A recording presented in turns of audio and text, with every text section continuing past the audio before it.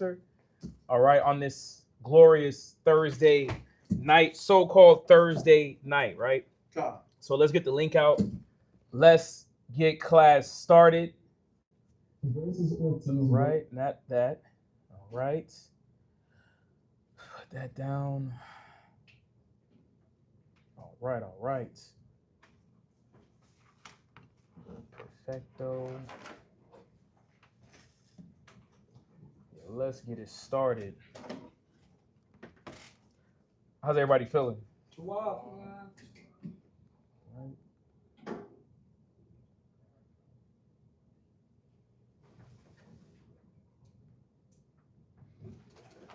Okay, let's see how it's sounding.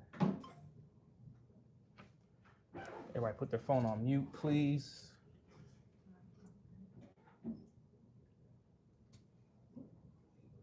All right, just for a few quick announcements.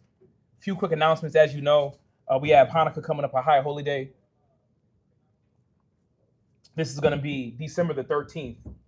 All right, December the 13th sundown until December the 21st sundown. So be prepared, right? Be there at the said area. All right.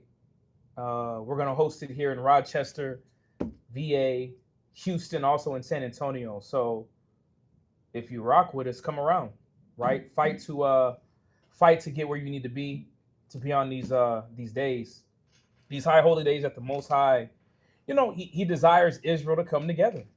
It's a lot that happens on these feast days. So fight to get around if you're not in the city, if you're not in a school near you, right? So y'all see the title, Reigniting the Flame, the Maccabee.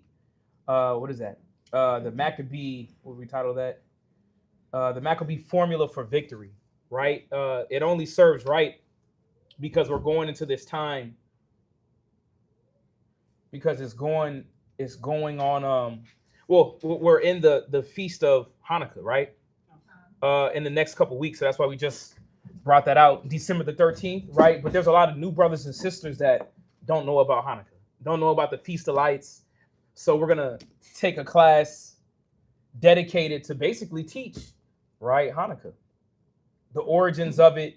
And for those that may have known, hopefully it'll be a reigniting of the flame to get your mind, your spirit back locked into what this is all about, right? What this walk is all about. So, all right, shalom, sis, shalom, brother, right? We got classes on.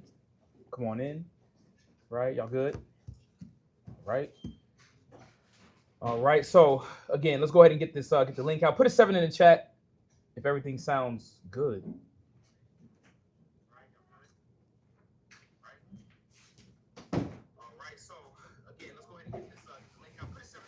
Yeah, it's not connected. It is not connected. Just let's get that nice and clear. I don't know what it is. Technology, right? But let's ask for brothers online that's already brothers and sisters in here. When we say Hanukkah or Feast of Lights, Feast of Dedication, what comes to mind? Those in class, online, what comes to mind?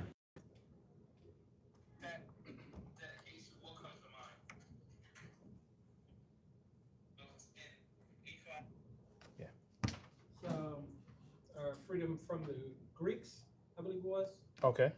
Freedom from the Greeks. Yep, the men that dedicated their lives for our people. Okay. Men that dedicated their lives for the people. All right.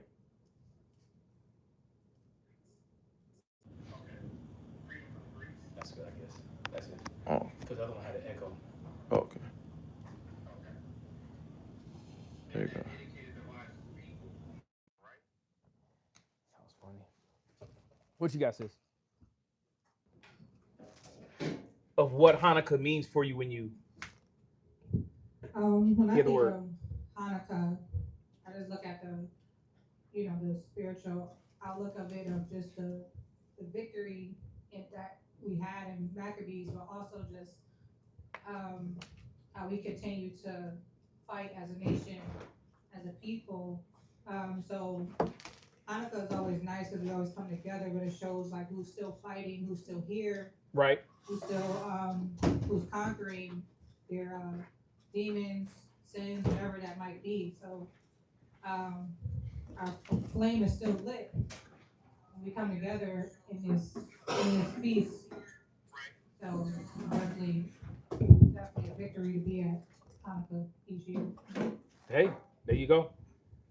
So again, yeah, tonight's class is well, the next few classes until Hanukkah, we're gonna go over this topic, just to educate. I know you wanted that, Sister Tiffany, right? That Hanukkah class. So we're gonna drop it on you. You got here right on time, right? And you can title this Reigniting the Flame, the Maccabee Formula for Victory. The Maccabee Formula for Victory. It's good. I think it's good because whenever it's off, you hear the echo, so it's on. Oh. I don't know if it's placement or what. Mm.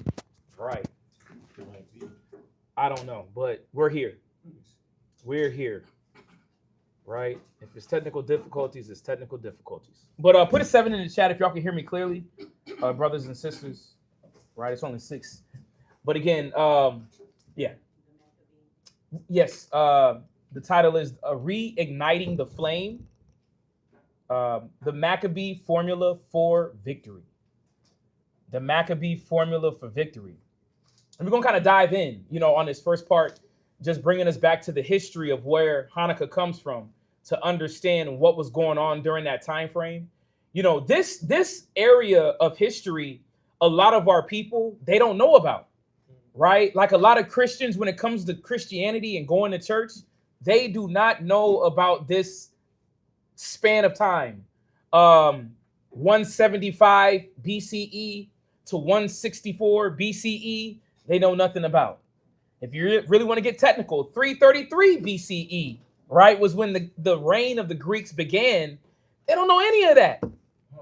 I mean, and they don't even know the biblical history, even in the Old Testament, to understand how we even got into this position. So, we're going over Hanukkah to give a clear breakdown of why we even celebrate it, where it comes from, and to go ahead and debunk the thoughts of our people thinking that, like tell your mother or your sister, or your neighbor that you celebrate Hanukkah. What do they think?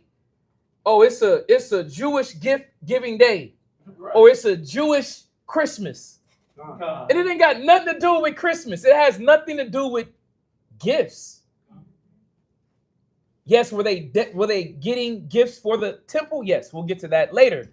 But that wasn't the main purpose, right? The purpose was now to highlight what was going on during that time period so that we understand what the Most High brought us through, So again, this is not about iconoclasm history. This is verifying and showing that these were black men and women fighting against an oppressor, fighting against a realm, a kingdom. So we're going to go into this. And the beautiful part about it, it's in the Bible. God. It's in history. And our people, what? We overlook it. So let us just slow down and get a quick overview of the origins of Hanukkah, the origins of Feast of Dedication, the Feast of Lights. Y'all with me? God. So that we have a better understanding, but to be honest with you, also have a better connection with the scriptures and what our forefathers went through, right? All we know is what? Slavery. And we're numb to that. We're numb to a lot of our forefathers' treatment from the past. So we want to slide back and recognize that there's nothing new under the sun that happened from the Maccabees, even into the time that we deal with today. And I'm going to take care of that next class. But this first portion of the class, Tiffany, and brothers and sisters and brothers and sisters that may have been here for years, but haven't really gone through the story to understand of, where all this comes from. It's real history. This is world history, right? And the beautiful part is the Most High has given us this, step by step, moment by moment understanding of how we handled this. So, is everybody with me? Con. Everybody online, right? All the 3 people. Hey. right? But it's all gravy. It's all. Yeah, let me say something with your mic. Let me hear that. Shalom. Let's see. Everybody's having a good class thus far? Let's see.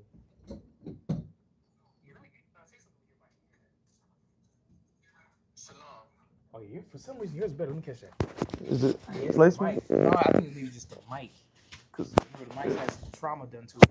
Oh, right. It might be your mic. Let me see. It might be your mic. Because I may have been catching that. Sorry, y'all. We trying to get this worked out for you. Yeah, we had some trauma. Yep. Right. There we go. Okay. Well, we're here now. We're back. Right. We're back. Let's go to 1 Maccabees 1. Let's go there. Let's start the class. Right. What really happened? Y'all good? Okay. Let's get to it. Yeah, you can read it. 1 Maccabees 1. Nice and loud. All right. Nice and loud. So that brothers and sisters can hear. Going through a quick overview. Right. Quick overview, but also a little detail. So let's go to this. 1 Maccabees chapter 1. What page are you on? Page He got it out. What page so you hear? 114. There you go. Yep. Page 114. All right. Everybody there? Page 114. So this is 1 Maccabees chapter 1. And you can start at verse 1. Let's go. 1 Maccabees chapter 1 verse 1. Come on. And it happened after that Alexander, son of Philip, the Maccabean, Macedonian. the Macedonian. Yeah, Alexander was not a Maccabean. Alexander was a Greek. He was now, as people know today, Alexander the Great. Is everybody familiar with Alexander the Great? Anybody? Tiffany? You ever heard of Alexander the Great? This is him now, speaking about him, the son of Philip, right? So this is Alexander the Greek. Read it again. And Shalom, priest Quatazop. Shalom, sir. Go ahead. And it happened after that Alexander, the son of Philip, the Macedonian, Go ahead. who came out of the land of Chittim, Come on. had Smitten. smitten Darius. There you go. So Alexander killed Darius, king of Persia. All right. So we can find this in Ezra. We can find this in Daniel's. We can find the account of Darius bearing rule through the scriptures because we were under their captivity. We were under their reign. Daniel was under their reign. Zerubbabel was under their reign. So these are real people. So Alexander killed, and I don't want to go into that history, but Alexander took over power by taking Darius out, right? The Persians, and taking power for the Greeks. Go ahead. Had smitten Darius, king of the Persian and Medes, Read. that he reigned in his stead. You hear that? So there is now a transition of power whenever Alexander the Greek took out Darius, king of Persia. Go ahead. The first over Greece. There you go. Right? The first over Greece. So Alexander the Great came in to hold this authority over the known world, right? They were now the ruling party. They were that next big dynasty coming up underneath the Persians. It goes right with Daniel's, the 2nd chapter. It goes with Daniel's, the 7th chapter. Daniel's, the 11th chapter, right? It speaks about the transitioning or the translation of power. So now we're seeing is that Alexander the Greek is in power after he took out Darius. Y'all understand that? All right, so this is real history. You can always go back and let National Geographic edify what the Bible already told you 2,000 years ago. Right. Go ahead. Verse 3. Come on.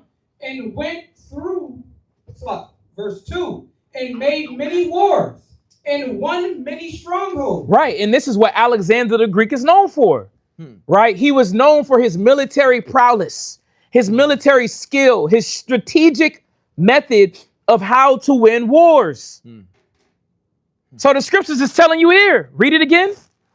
And made many wars. Go ahead. And won many strongholds. He took over many countries. Read. And slew the kings of the earth. Go ahead. And went through to the ends of the earth. Come on. And took spoils of many nations. Read. In so much that the earth was quiet before him. There you go, which means he had dominion. It was quiet. Right? You going around beating up people so bad, nobody want to say nothing. No, we don't want no problems with him. We heard about him. We heard that he was a master strategist when it came to war. Yeah. Right? But we're going to see is that, listen, war ain't nothing new to Israelites. Right? But this is what happened because of our disobedience is that now Job 9:24 had to happen. The earth is given into the hand of who? The wicked. And we see is that the Most High allowed these nations to subdue not only Israel, but also the world. Right. Go ahead. Whereupon he was exalted and his heart was lifted up. Yeah, his heart was lifted up. Everybody feared him. Everybody reverenced Alexander the Greek, Alexander the Great. Go ahead. Right. And he gathered a mighty strong host. Yeah, which means he had a great military army. He was a bad man, right? He was a bad man. Like I said, he took many spoils. Give him the loot. Give him the loot. Right? He's a bad man. Read. And ruled over countries. Come on. And nations. Read. And kings. Read. Who became tributaries unto him. What does it mean? That means that these nations had to pay up. Give me the loot. Give me the loot. Right? That's actually probably one of the best songs to go with this chapter. Right? Biggie, give me the loot. He said, I put my steel over their head. However it goes. Right? Had to jam that the other day. Yes.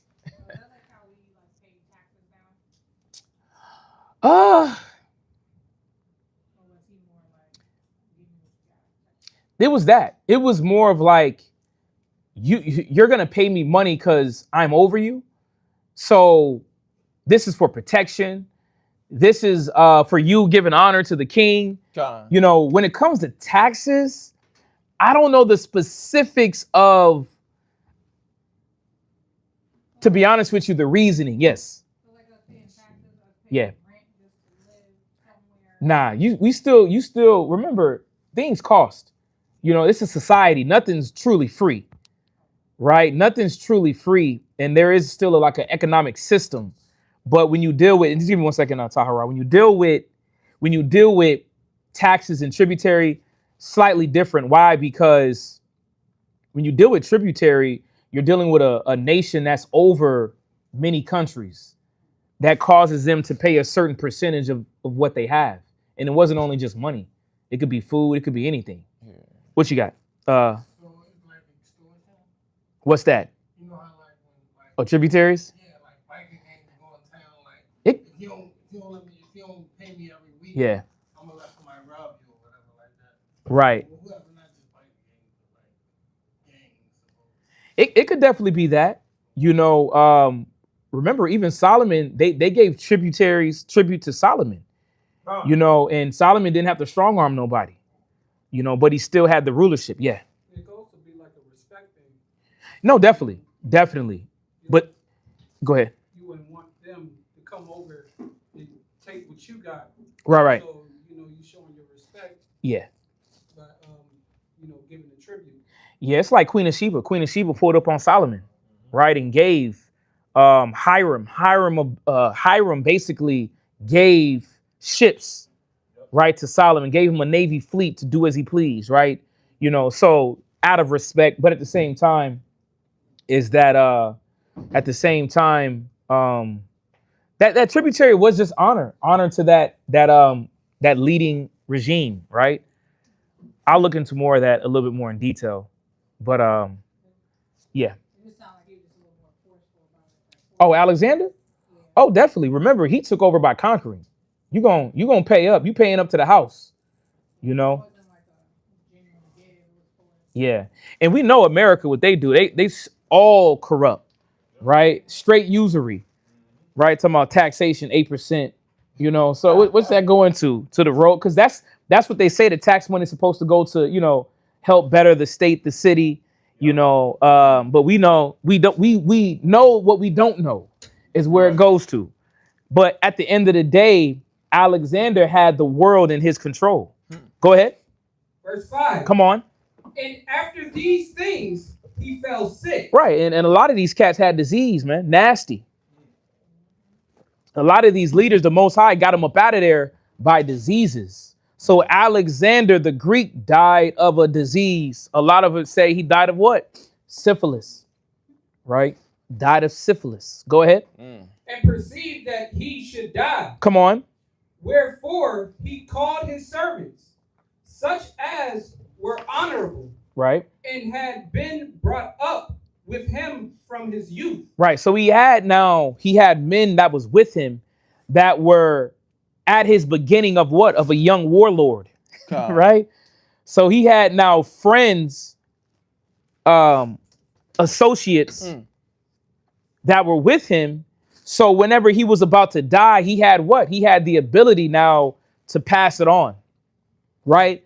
Pass on the dominion through the leadership that he's going to try to set up. All right. It's like no different from us. Whenever we pass, we got a will of what we want to give who to and what. Yeah. Alexander was doing the same thing, but in regards of realms, right? These different areas of the world that was ruled by a certain individual. Go ahead. And parted his kingdom among them. There you go. You see that? So he parted his kingdom. What he won over, he now gave it to individuals that he thought he could what? Trust. Yeah. But you know, when it come to money, people start to get a little funny. When it come to power, people start tripping out. When it comes to leadership, right? And roles, man, people start to get a little prideful. So his kingdom had to be split up. Go ahead.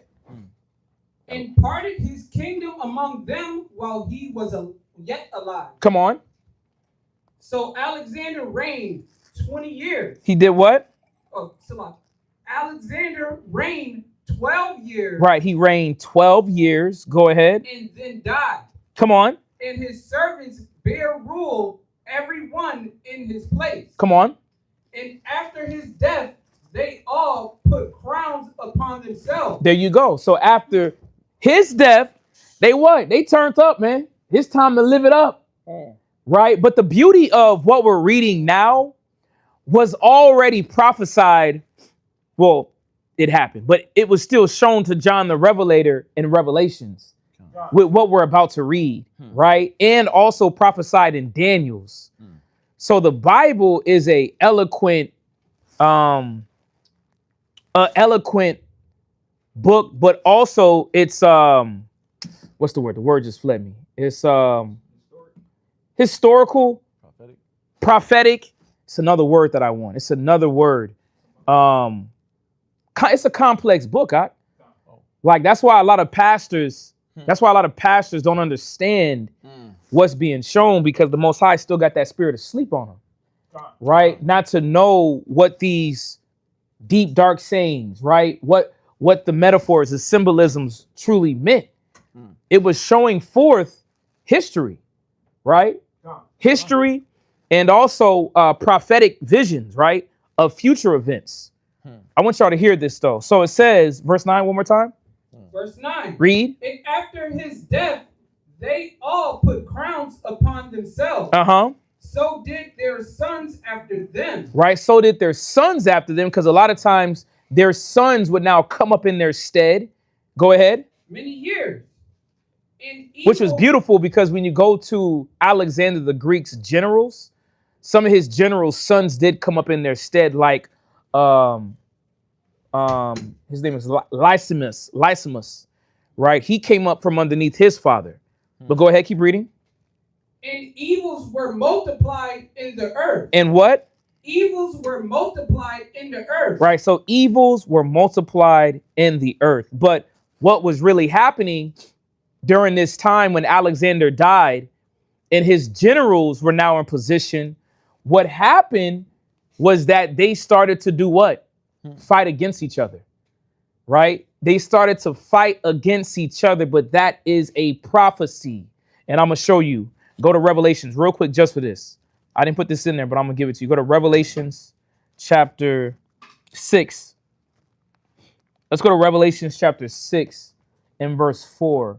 Just to show you the prophecy in Revelations that Christ gave John the Revelator of past history. All right? Because this was before the time of Christ. This is before the time of Christ. All right, so we're going to go to Revelations chapter 6 in verse.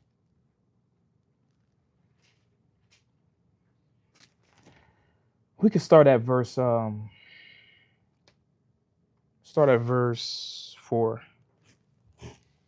Revelations chapter 6, verse 4. Is everybody there? All right, let's eat. Come on. And there went out another horse that was red, Come on. and power was given to him. Right. So there was another horse that went out, right? Which shows the seat of authority. When it talks about this horse, that horse represents the seat of authority. All right. So I want y'all to hear this. Read it again. And there went out another horse Come on. that was red. Right. Because when you read above, it speaks about what? This white horse. That's speaking about righteousness, speaking about Christ.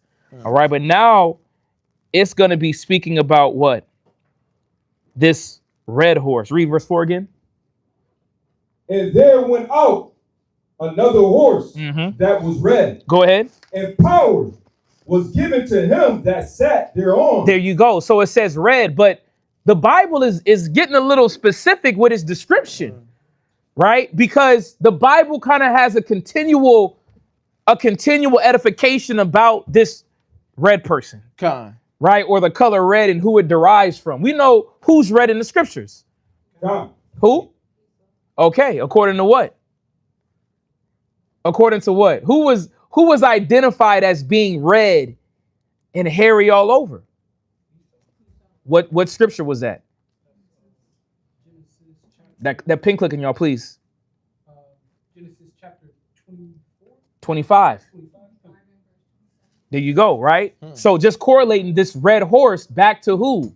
The red dragon, the man that was born red, right? 666. This is the number of a man. It's speaking about the so-called white man. But here is speaking specifically about who? The Greeks, right? This power that went out. Listen to it. Read it again. And Read it there slow. went out another horse. Come on. That was red. And power was given to him. There you go. Read. That sat thereon. Power was given to him. Power was given to who? The Greeks. They took the power from the Persian and Medes. Alexander the Greek, Alexander the Great started to do what? Have dominion over the black world. Israel, when you go into detail, the Egyptians, as we get there, right? They started to overtake power of the known world. Go ahead. And power was given to him that sat thereon. That did what? That sat thereon. Right. Y'all hear that? That sat thereon, which meant was in that position of power. Alexander the Greek. Yes. Yeah, Persian. Yes. We read it in that Maccabees 1, where it says Alexander. It said Alexander. It says smitten Darius, king of Persians and Medes. That's Maccabees chapter 1 and verse 1. You're reading history, right? But it all correlates. These precepts lock in tight, man. Go ahead. Can't get around this. Read. To take peace from the earth. It says to do what? To take peace from the earth. Now remember, when we go back to that first Maccabees 1 and 9, it says that and evils were multiplied in the earth. Why? Because the so-called white man is in rulership. And we're going to get to why he took peace from the earth. It's his nature. And that's what people don't get. Our people want to love to save your enemy, God's enemies. Not knowing is that he's not about peace. I don't care how hippie you can be. I don't care what marijuana leaf you try to raise up and it's so cool, dude. Man, deep down, they are out the spirit. They have not the spirit. But it says that it was given to him that sat there on it to take the peace from the earth. Do we get this? God. When we go back, we're going to read it again. It says he took over the known world. Go ahead. And that they should kill. I want you to hear this. And that they should do what? And that they should kill. Go ahead. One another. So my question is, what nation in this earth has had internal warfare where they're constantly battling, having this civil war against each other? It's definitely the Edomites, because it's speaking during this time, during the Greeks. This is before the time of Rome, where they were now doing what? Fighting against each other as well. This is before the time of Russia and Ukraine, as we see today, fighting for what? Land, right? Possession. So we see is that in Revelation 6 and verse 4, it's speaking of who? The Greeks, the Edomite nation that is what? Is putting crowns on their head, but now they're fighting each other for power. Right. Alexander the Great, Alexander the Greek is out of power now, out of position to hold stability. Yeah. Now you have what? You got every man for his own clan, every man for his own family. And that's what we're going to read. And that's what the Bible keeps showing us through these precepts in Daniel's about how there was a separation of power after Alexander the Greek died. All right. Yeah. That kind of shows us where. A little bit louder. That kind of shows us where like Israel get that selfish nature. Every right. man for himself. There you go. Right. The Bible said to do what? It says to No. It says to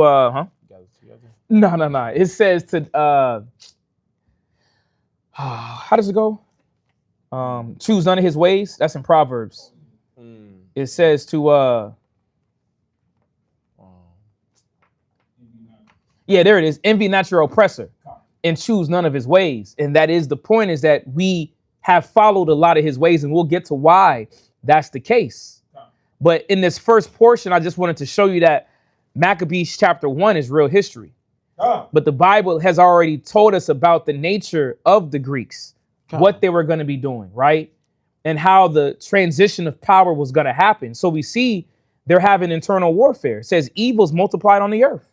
So read that Revelation 6 and verse 4. I'm going to time all the way down. Revelation chapter 6 verse 4. Go ahead. And there went out another horse that was red. Come on. And power was given to him that sat thereon to take peace from the earth. Go ahead. And that they shall kill one another. So when you deal with the Greeks, when you go back to the history of Alexander the Great, his generals fought against each other. They warred against each other. Go ahead. And there was given unto him a great sword. There was given unto him what? A great sword. Right. You had the ability to do what? To kill, to execute military strategy. This is why Esau is the man right now. Everybody's scared of him, right? What Jake got? A 40 cal? 45? You may have a little, assault rifle. Esau got tactics. Esau will hide in the dirt for days, in the tree for days, and not move. Doodle, pee, and everything on themselves. The Most High gave him a special ability until the appointed time. And that's what our people have to know. That's why they were able to overtake the world as they did. From who? From God's chosen. Was that it on that? Right. It says, and there was given him a great sword. And we know who also was blessed with that sword. Y'all got to think who also in the Bible was blessed with the sword. Esau. Mike. Esau. There you go. So let's link it up. Nobody else was blessed in the scriptures with the sword. Do we see this? So we got to understand is that when you go back to, let's go back to that Maccabees chapter 1, right? When it's speaking about these great evils, it's speaking about the time when the Grecians started to do what? to rain havoc on the earth, when they started to rain havoc with each other, kill and destroy each other after Alexander the Greek's death. But again, I'm trying to give you a little timeline and understanding what led us up to our point and how we got involved. Right? How Israel got involved. Yes. Yeah, in Genesis 27:40, it talks about they shall live by the sword. There we go. No, but that was the point, because again, that was the blessing that Isaac gave who? Esau. Give me one blessing. He cried, give me one blessing. You're going to have everything from underneath the dew, and you're going to live by the sword. Let's get that real quick, just for brothers and sisters, to show the red horse is no different from the red man in Genesis, which is no different from the red dragon in Revelations. It's all the same.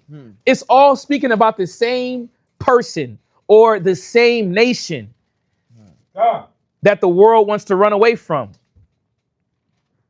Let's read this. Genesis chapter 27, just to correlate the two, right? In regards to this red horse that we read in Genesis 6, to link it right up with that Maccabees 1 and 9, how evils was going to increase upon the earth. So this is Genesis chapter 27, and you can start at verse 38. Come on. Genesis chapter 27, verse 38. Read. And Esau said unto his father, hast thou but one blessing? Do you have one blessing? I know my brother came in and did what? Took my blessing, man.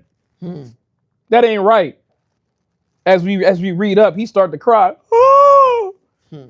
Go ahead. But one blessing, my father? But one blessing, please. Read. Bless me. Come on. Even me also. Right. I want a blessing too. This is Genesis 27, and we're at verse 38. Read it again. Come on. And Esau said unto his father, hast thou but one blessing? My father, bless me, even me also, O my father. And Esau lifted up his voice and wept. And Isaac his father answered and said unto him, behold, thy dwelling shall be. But y'all see that, right? He cried because he knew he got the short end of the stick. He knew that Jacob was going to be superior, right? He crying, breaking down like a little kid. Oh, no. Drooling, give me one blessing. Go ahead. Read verse 39. Come on. Verse 39. Go ahead. And Isaac his father answered and said unto him, behold, thy dwelling shall be the fatness of the earth. But y'all see it says that he wept, right? Y'all see that it says he wept, right? Let's get that quick precept, man. Let's get that cold cut, right? What is that? It says even though he wept. Where's that at? That's yeah, that's Hebrews, right? Give me that real quick. Just to link this up. I know. Like the 7th chapter? This is Hebrews.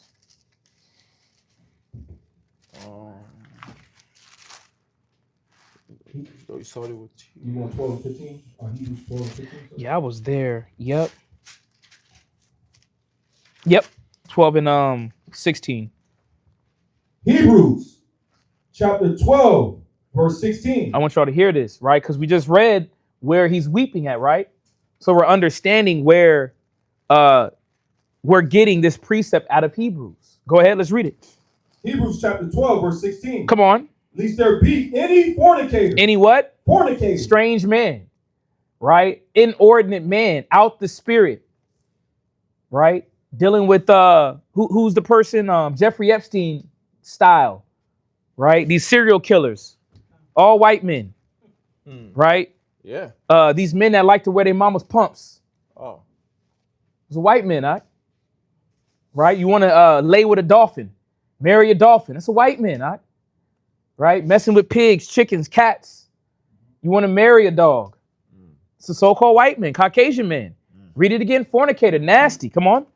Lest there be any fornicator or profane person as Esau. Go ahead. Who for one it says as who? As Esau. So it's specific in regards of how the Most High feels about the Edomite nation, This is from not only the Old Testament, but the New Testament. Go ahead. As Esau. Come on. For one morsel of meat. Come on. Sold his birthright. He did what? Sold his birthright. It wasn't stolen. It wasn't stolen. Did we get this? Come on. Go ahead. For ye know how that afterwards, when he would have inherited the blessing, he was rejected. He was what? He was rejected. He was what? He was rejected. Because it wasn't intended for him. Thus saith the Lord. Thus saith the angel that came to his mother to inform her of who was going to be in rulership, even from the beginning. Go ahead. For he found no place of repentance. He found no place of what? Repentance. Nah, there's no repentance for Esau. That's what brothers and sisters don't get. There's no repentance for the nation. There's no repentance. Go ahead. Though he sought it carefully with tears. Prepare slaughter for the sins of thy forefathers. It's over for them, man. Chains and servitude will be to the nations. Thus saith the Lord. Read. Verse 18. But y'all see this, right?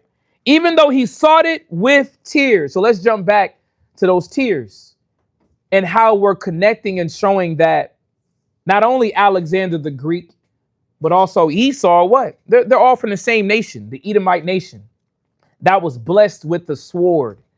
They mastered how to do what? War. They mastered how to take over countries, take over strongholds. So this is Genesis chapter 27 and verse 39. Come on. Genesis chapter 27, verse 39. Go ahead. And Isaac his father answered and said unto him, Behold, thy dwelling shall be the fatness of the earth, and of the dew of heaven from above. This is why whenever you drive around in the nice areas, who live there? Esau do, man. We go out to these little spots 50 miles out, Lockport area. They got acres of land. It ain't Judah out there living with their kids running around in the cornfields. No. That's Esau. Judah is in the suburbs, in the hoods and the barrios, right? Waiting to get picked up by what? Public transportation. That's us, y'all. Riding bikes at the age of 60 years old with a Four Loko in one hand and headphones in the other. That's us. Go ahead. Verse 40. And by thy sword shalt thou live. Right. You hear that? You think it was what do they call it? Figure of speech. No, not a figure of speech. You thought it was something strange that it's saying this in Revelations, that he'll live by the sword. It's the same person. It's the same nation. Esau has spread his seed many areas. So it says that Esau was going to do what? And by thy sword, come on, shalt thou live. Come on. And shalt serve thy brother. You hear that? He's going to serve who? Thy brother. At the end, that's what it's going to be. Esau is going to serve. You cannot get around that. Read. And it shall come to pass. As High Priest Yeshaya said, there's nothing to debate on that. No. There's nothing to debate on that. Go ahead. And it shall come to pass when thou shalt have the dominion. Now, when you shall have the dominion, we're reading that now. We're going to read it back in Daniel's, is that the dominion was given unto him. The Most High allowed him to rule the world. Like, brothers and sisters got to stop thinking like they were smart or something. No, God enabled him to do this. Sister Tiffany. Is that partly where slavery came from them, like to oppress us because the yoke was broken? And this is back where he was still upset about the birthright being stolen and everything. His people, passed out. Yes, this is the innate spirit that's in him that's contrary against the light bearers or the godlies, right? The chosen. So we went over, you were in class when we went over that, right? About how he broke the yoke, going back to Revelations, how the dragon will be released for 1,000 years, right? And that's what we're dealing with now after he came up out of slavery, right? Going to the scriptures in Revelations where it says that he was going to be hard against the woman, right? Against those that believe, right? So yes, this is it all links together. Because he flipped it and made it to where he made us believe we were always lower and he was always high and stuff like that. Yes. Yeah. He's just trying to deceive. right? He's trying to keep up that lie, but the lie is out the bag, right? We know who we are. The Most High is waking us up. He can't do anything against the divine spirit of the Most High that's in us now. That's the beauty. He's waiting. We're going to get to it. He's waking us back up of who we are. Let's read. Come on. We got a lot to go. Got a lot more good. Come on. Verse 40. Go ahead. Precept. Read. This one even in the dialogue. Come on. It shall come to pass when thou shalt have the dominion that thou shalt break his yoke from off thy neck. Right. Go ahead. Verse 41. And I just want to bring this out. Go ahead. And Esau hated Jacob. Read. Because of the blessing wherewith his father blessed him. Yeah, this hasn't calmed down. This spirit in him has not went anywhere. He has not reconciled these emotions, right? He has not reconciled these feelings. As they say, this is unresolved issues with him. And that's why they beating us daily online. Go ahead. Yeah. And Esau said in his heart, read, the day of mourning for my father are at hand. Come on. Yeah, my dad's about to pass away. He's about to die. Go ahead. Then I will slay my brother Jacob. I'm going to kill that nigga. I'm going to kill him. This is why it says in Ezekiel that he has a perpetual hatred. That perpetual hatred, on my flash. That perpetual hatred is in his spirit. Go ahead. Verse 42. Come on. And these words of Esau, her elder son, were told to Rebekah. And she sent. That's it on that. That's it on that. Y'all see that, right? So jump back to that first Maccabees 9. We're talking about the same nation, the Edomite nation that we're reading about in Genesis, in Revelations 6, also in Genesis 27, and also as we read here in first Maccabees 9, 1 and 9. Yeah. I got the scripture for you that what you quoted earlier. What's that? About the Most High is controlling. Oh, no. Okay. We good. Give me that. Go back to first Maccabees 1 in verse 9. I want y'all to hear this because again, this goes right with that Revelation 6 is that they were fighting each other. Go ahead. First Maccabees chapter 1 verse 9. Go ahead. And after his death, they all put crowns upon themselves. It was turning up time, man. Let's get litty. Go ahead. So did their sons after them many years. Go ahead. And evil were multiplied in the earth. Right. Evils were multiplied in the earth. Well, how do we know this? Let's go to prophecy. Daniel 7. Let's get this real quick. Daniel 7 and verse 6.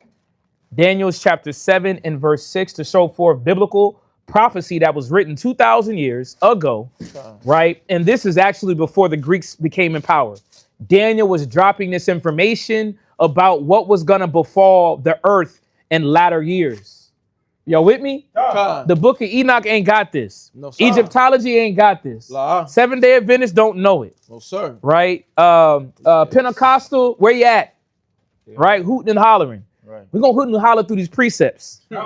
Right? Is that the Bible gives us a understanding of what happened in time. Right?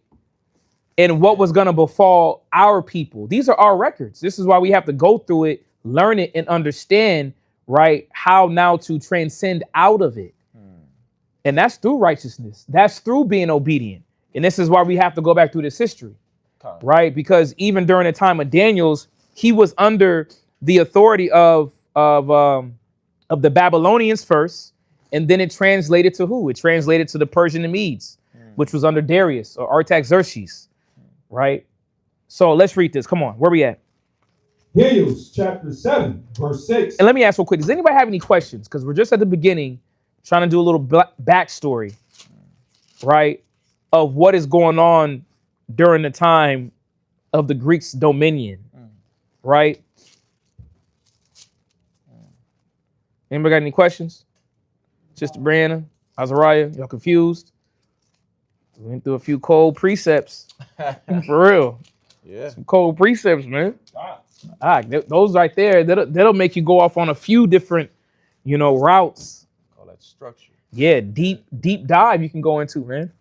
So we're at Daniel's chapter 7, and we're jumping to verse 6, which goes right into the time of the Greeks. All right. So when you deal with Daniel 7, this is the vision of the four beasts, right?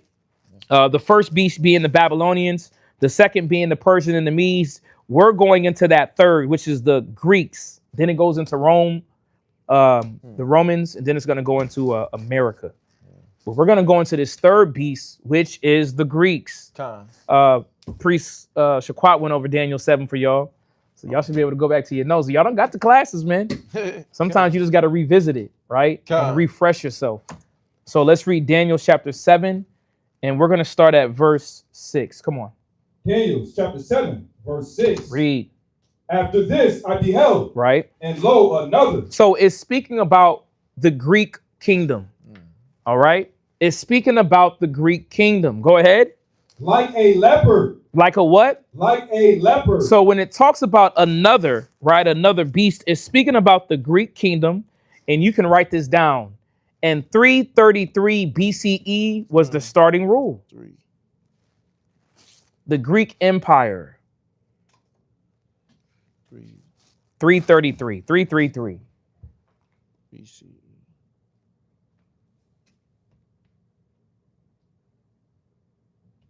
All right. Let's keep reading. Verse 6. Come on. After this I beheld, and lo, another, like a leopard. Like a what? Like a leopard. And the leopard is speaking of who? Actually, Alexander the Greek himself, right? One thing that was very noticeable in regards to the Greeks was Alexander and how he wore this leopard hat, this leopard style headwear. But they're saying this beast is like a what? Read it again. After this I beheld, and lo, another, like a leopard. Come on. Which had upon the back of it 4 wings of a fowl. Right. So again, it's speaking about the Greek kingdom and the leadership of who? Alexander the Greek. But showing how he had 4 what? 4 wings of a fowl. Which represents the 4 kingdoms that it was going to be split up unto, as we read in First Maccabees 1, right? After he died, he put on the crowns on those other men, right? What's that? Oh, yeah, they playing with that one. Yeah, the 4 wings is dealing with the kingdoms, right? And we're going to get to that, right? Which is, read it again one more time.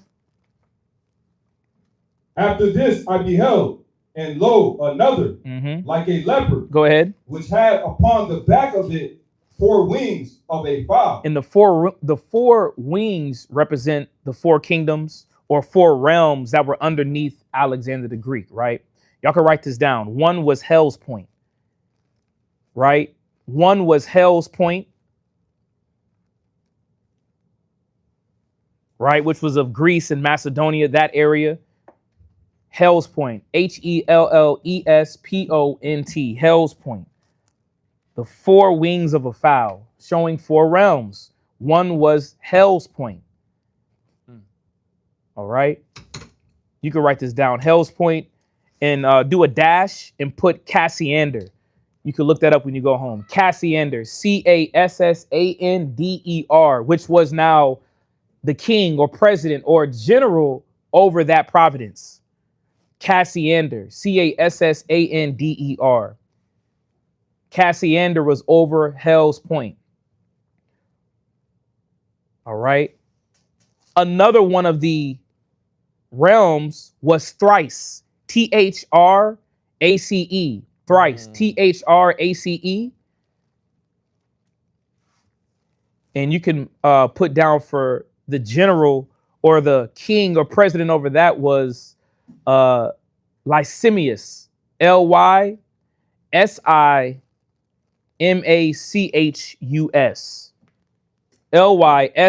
Lysimachus. Sometimes they refer to another king, but Lysimachus eventually became president through war, the leader over that realm. And he was also a good friend of Alexander the Greek. So that's 2 out of the wings. Let's do one more. Well, 2 more. Egypt. Egypt is one of the realms. Egypt was overtaken by the Greeks as well. Right? Egypt. Egypt. Egypt.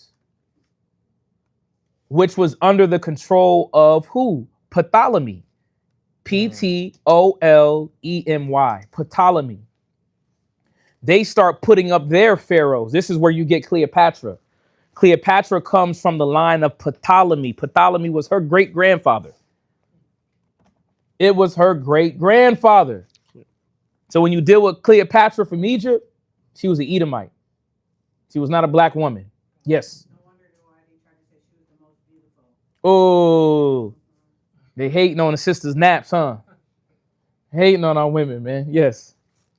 Man, our people struck out again. First it was Cheshire. Right. Now it's Cleopatra. There you go. They be having that thing plastered on their wall and everything. And they don't even care. They do not care. When you go through the lineup, Cleopatra was from the lineage of Ptolemy, Ptolemy. All right, and then you have our arena, which is Israel, right? Or you'll call it Asia Minor, Israel, Syria, and Babylon. Israel, Syria, and Babylon. That was in now the authority or rule of Seleucus. Seleucus ruled Israel, Syria, and Babylon. You can spell that SELEUCUS. SELEUCUS. And we're gonna get this computer back up and running, man, so we can have some live. You can just see it on the screen, brothers and sisters. All right. So let's read that again. That Daniel 7 and 6. Daniel chapter 7, verse 6. Anybody need anything repeated? Anything repeated with the four wings? Go ahead. After this I beheld, and lo, another, which is the Greek kingdom. Go ahead. Like a leopard, which is Alexander the Greek. Go ahead. Which had upon the back of it four wings of a fowl. Four realms underneath him through his generals. Go ahead. The beast had also 4 heads. And the 4 heads are the general. Cassander, Licinius, Ptolemy, and Seleucus, right?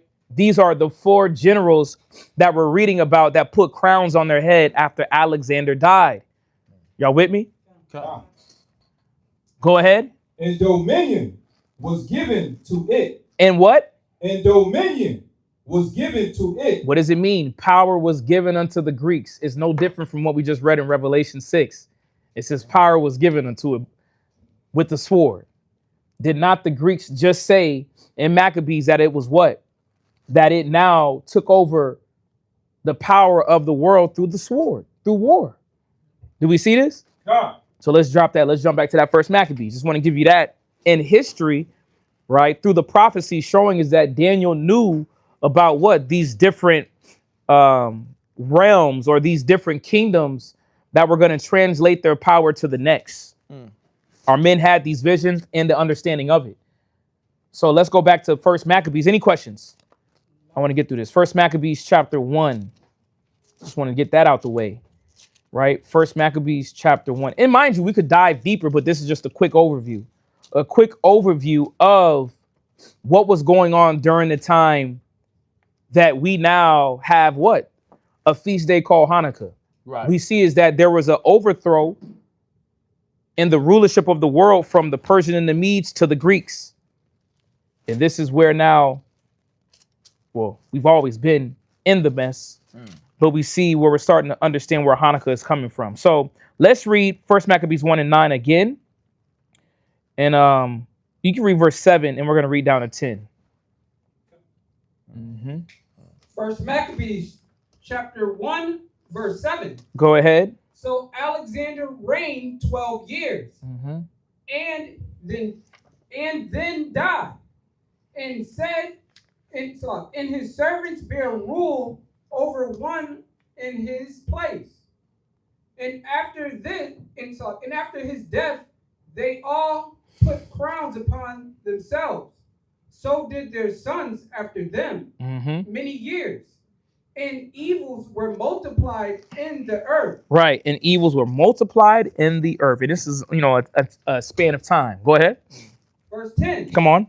And there came out of them a wicked root. A what? A wicked root. So even out of these generals, right, came out another wicked root of an Edomite. This is the Edomite is talking about. Go ahead. Antiochus. What? Antiochus. Go ahead.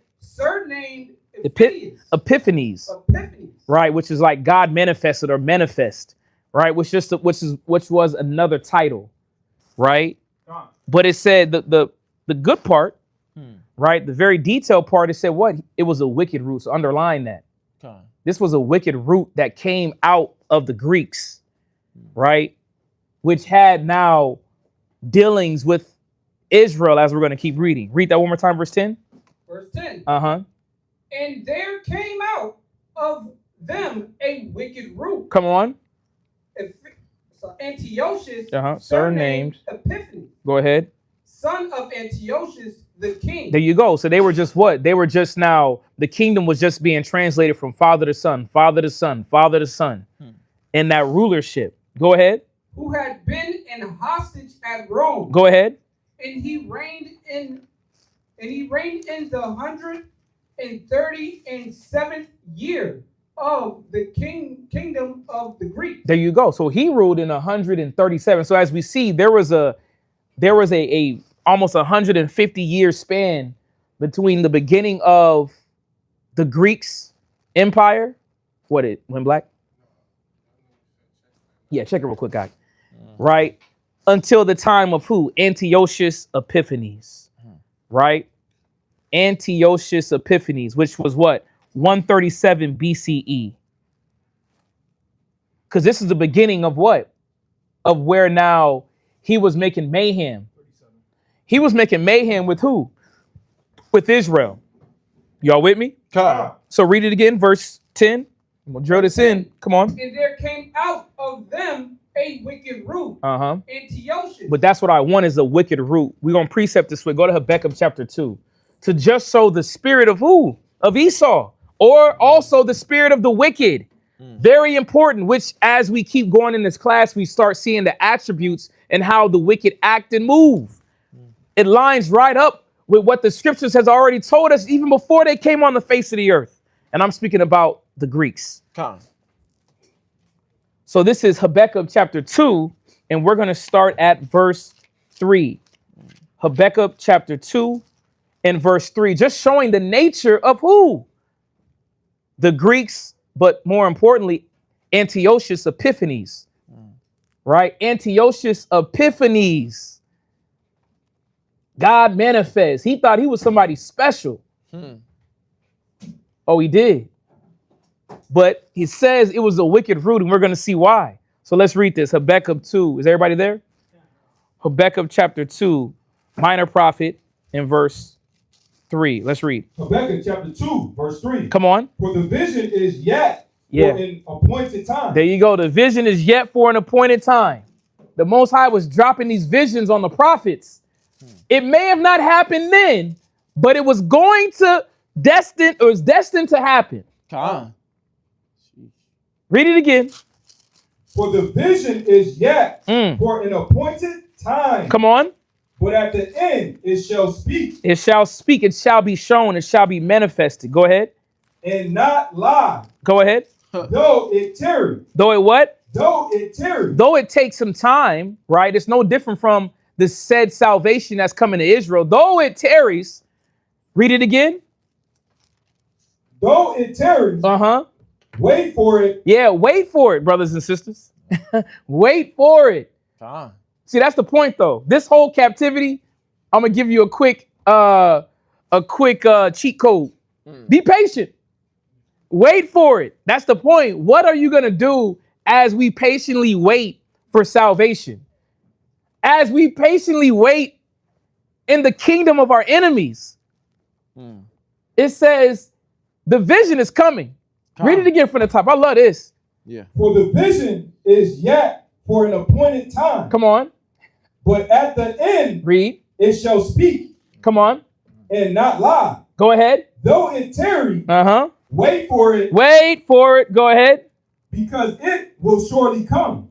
Go ahead. It will not tarry. Right. Speaking about what? Prophecy. Speaking about what the Most High told these men is going to happen.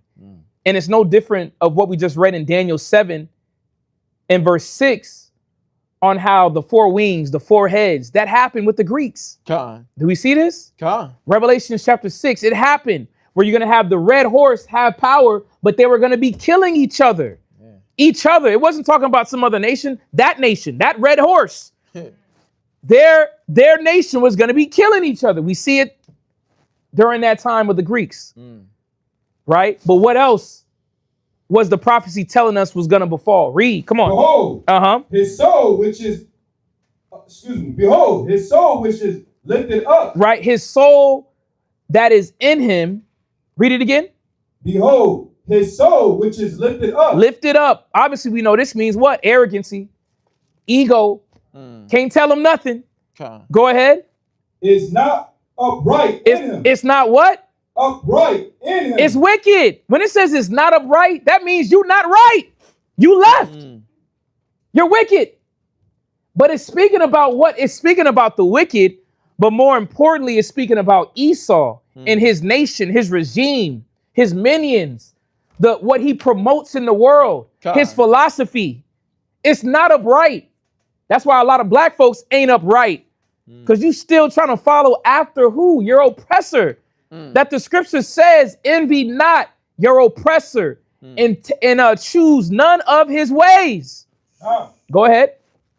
Behold, his soul, which is lifted up, is not upright in him. What does that mean by it's not upright?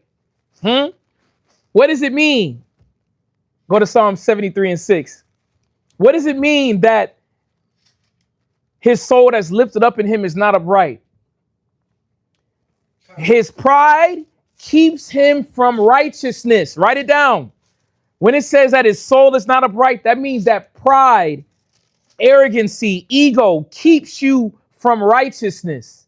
And this is what a lot of our people, brothers and sisters, got to be careful of. If you can't be shown nothing, if you can't be told nothing about yourself without you getting in your feelings, without you ready to fight, without you ready to naturally have a pessimistic mindset, oh, they don't like me, it shows that your spirit ain't upright, right? Sis, is that you're fighting righteousness. This man fights and opposes righteousness. And it goes right back from class last week in regards of what? Who are you following? The whore or wisdom? The whore does not follow righteousness. And we know the wicked man, Esau, the Greek nation that we're going into with this Hanukkah class does not follow righteousness. And we're going to dive deeper to see. So it says, you're in Psalm 73 and verse 6, right? It says, behold, his spirit, which is lifted up in him, is not upright, but the just shall live by his faith. I just want this first part. Go ahead. Psalms chapter 73, verse 6. Go ahead. Therefore, pride compasseth them about as a chain. Wait a minute, but who is it talking about? What is it talking about? Jump up. When it says pride, pride is as a what? It's compassed about a chain. Let's read up. Read verse, you're in 76, right? 73. Oh, Psalm 73, yeah. Psalm 73. We're going to read up to verse 3. Right. Who is Asaph talking about? Let's read. Psalms chapter 73, verse 3. Come on. For I was envious at the fool. At the foolish. Go ahead. When I saw the prosperity of the wicked. Because that is now the subject matter. Who? The wicked. Those that are not upright. Go ahead. For there are no bands in their death. Go ahead. But their strength is firm. Man, they do what they please. They keep living. And they seem strong. Golly. Read. For are not in trouble as other men. They are not in trouble as other men. Read it again. They are not in trouble as other men. Go ahead. Neither are they plagued like other men. And a lot of times, you know, again, this is just Asaph seeing a few things, right? But let's be real. The wicked is definitely tormented, right? But who he was looking at. And we know more importantly is that, I don't want to jump, but Amos 3, the Most High checks who? Israel.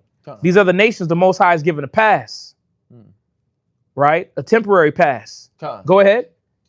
Verse 6. Come on. Therefore, pride compasseth them About the wicked, right? Therefore, pride compasseth them. Go ahead. About as a chain. And this is the point, though. This is how it says that his soul is lifted up, right? Is lifted up and not upright in him. Well, because it's all about pride and ego. It's not about righteousness. It's not about doing the right thing. Go ahead. Violence covereth them. And what? Violence covereth them as a garment. But this is the point, though. With the wicked, violence covers them. This is why when people get prideful, right? What happened? Everybody want to start fighting. Everybody wants to get aggressive. People now start wanting to get nasty with their tongue. Why? Because the spirit of humility is not on them. It's the spirit of the white man, the spirit of Satan, right? Because this is what pride causes and creates in a man is violence and an ego. So the reason why I'm going here is because Antiochus Epiphanes said that was a wicked root. So he was now filled with pride, ego, and what? Violence. To give you a backstory, you can write this down in regards of Antiochus Epiphanes. He thought he was Zeus reincarnated. He thought he was a god, right? In man's flesh. That you got to be a prideful man, to think that you Zeus. And we know Zeus is nothing but what? An idol. Nothing. But still, he thought he was a god on earth. And we're going to read about his god tactics. But let's jump back to that Habakkuk chapter 2. I'm going here to show is that these are the attributes, the character traits of the men, the nation that started to do what? Started to now colonize and to destroy our kingdom. But just showing is that Antiochus was a wicked root. And again, this is a part of history that a lot of our people don't know about what our people was subjected to, what Israelites were subjected to. We were subjected to they call it a megalomaniac. A megalomaniac. And I'll get there. He was a megalomaniac. Yeah. Megalomaniac. Let's keep reading this Habakkuk chapter 2. Right? That mindset of the wicked. That mindset of who? The Greeks. Let's read. Come on. Habakkuk chapter 2, verse 4. Read. Behold, his soul, which is lifted up, is not upright in him. His soul is not upright. That's why when we read the things you're going to read in Maccabees, it ain't right. It ain't right what they now put our people through. Go ahead. But the just shall live by his faith. Right. And that's the righteous. The wicked is going to be non-obedient, disobedient. The righteous is going to be obedient. That's for another topic, right? That we live by our faith in the Most High. Go ahead. Verse 5. Read. Yeah, also because he transgresses by wine. Is he a drunk? He transgressed by wine? The wicked? No, it's speaking about what? His doctrines, his beliefs, right? His core spiritual system. Go ahead. He is a proud man. He is a what? He is a proud man. There you go. But the point is by wine. This ain't talking about a drink.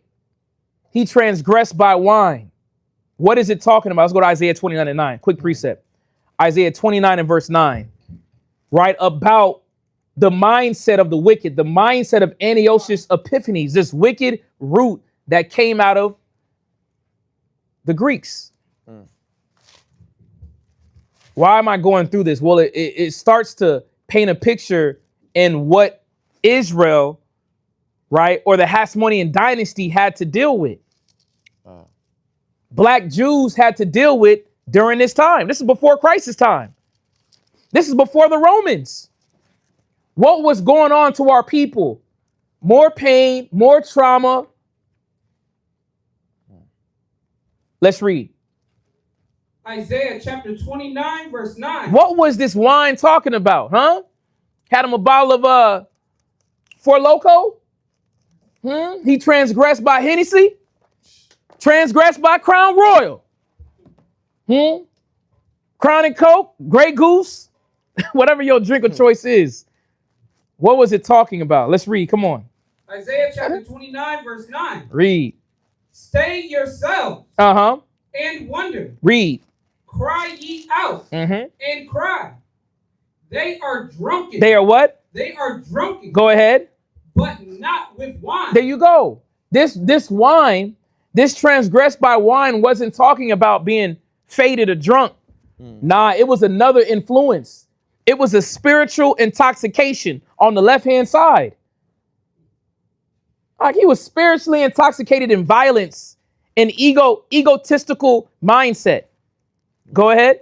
And I'm speaking of Antiochus Epiphanes. Go ahead. They stagger. They do what? They stagger. Yeah, they stagger. They're unstable. They're overly emotional. One day they're happy. The next day they're sad. One day they're an Israelite fighting for the kingdom. The next day they don't know. They stagger. It's speaking about this spirit that comes upon a man or a woman that's not rooted in the faith of the Most High in Christ. It's speaking about a person that's tossed away with every wind of doctrine, right? Dealing with all these different philosophies. You trying to please everybody in the book. Your mama, your daddy, your co-worker, your boss, your husband, God. You everywhere. You stagger. You don't know what size up. Go ahead. They stagger, but not with strong drink. Go ahead. For the Lord have poured out upon you the spirit of deep sleep. Go ahead. And have closed your eyes. Come on. The prophets and your rulers, the seers have he covered. And the vision of all is become upon you as the world of the book that is sealed. Right. But the point of it is that it's not talking about a drink intoxication. Nah, Alexander and the Greeks, their mind was completely left, right? Where it says he transgressed by wine, their method of attack, their thought process is not of the Lord.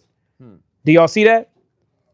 So again, I'm going here just to give you that precept in regards of transgresses by wine. It wasn't talking about physical drink.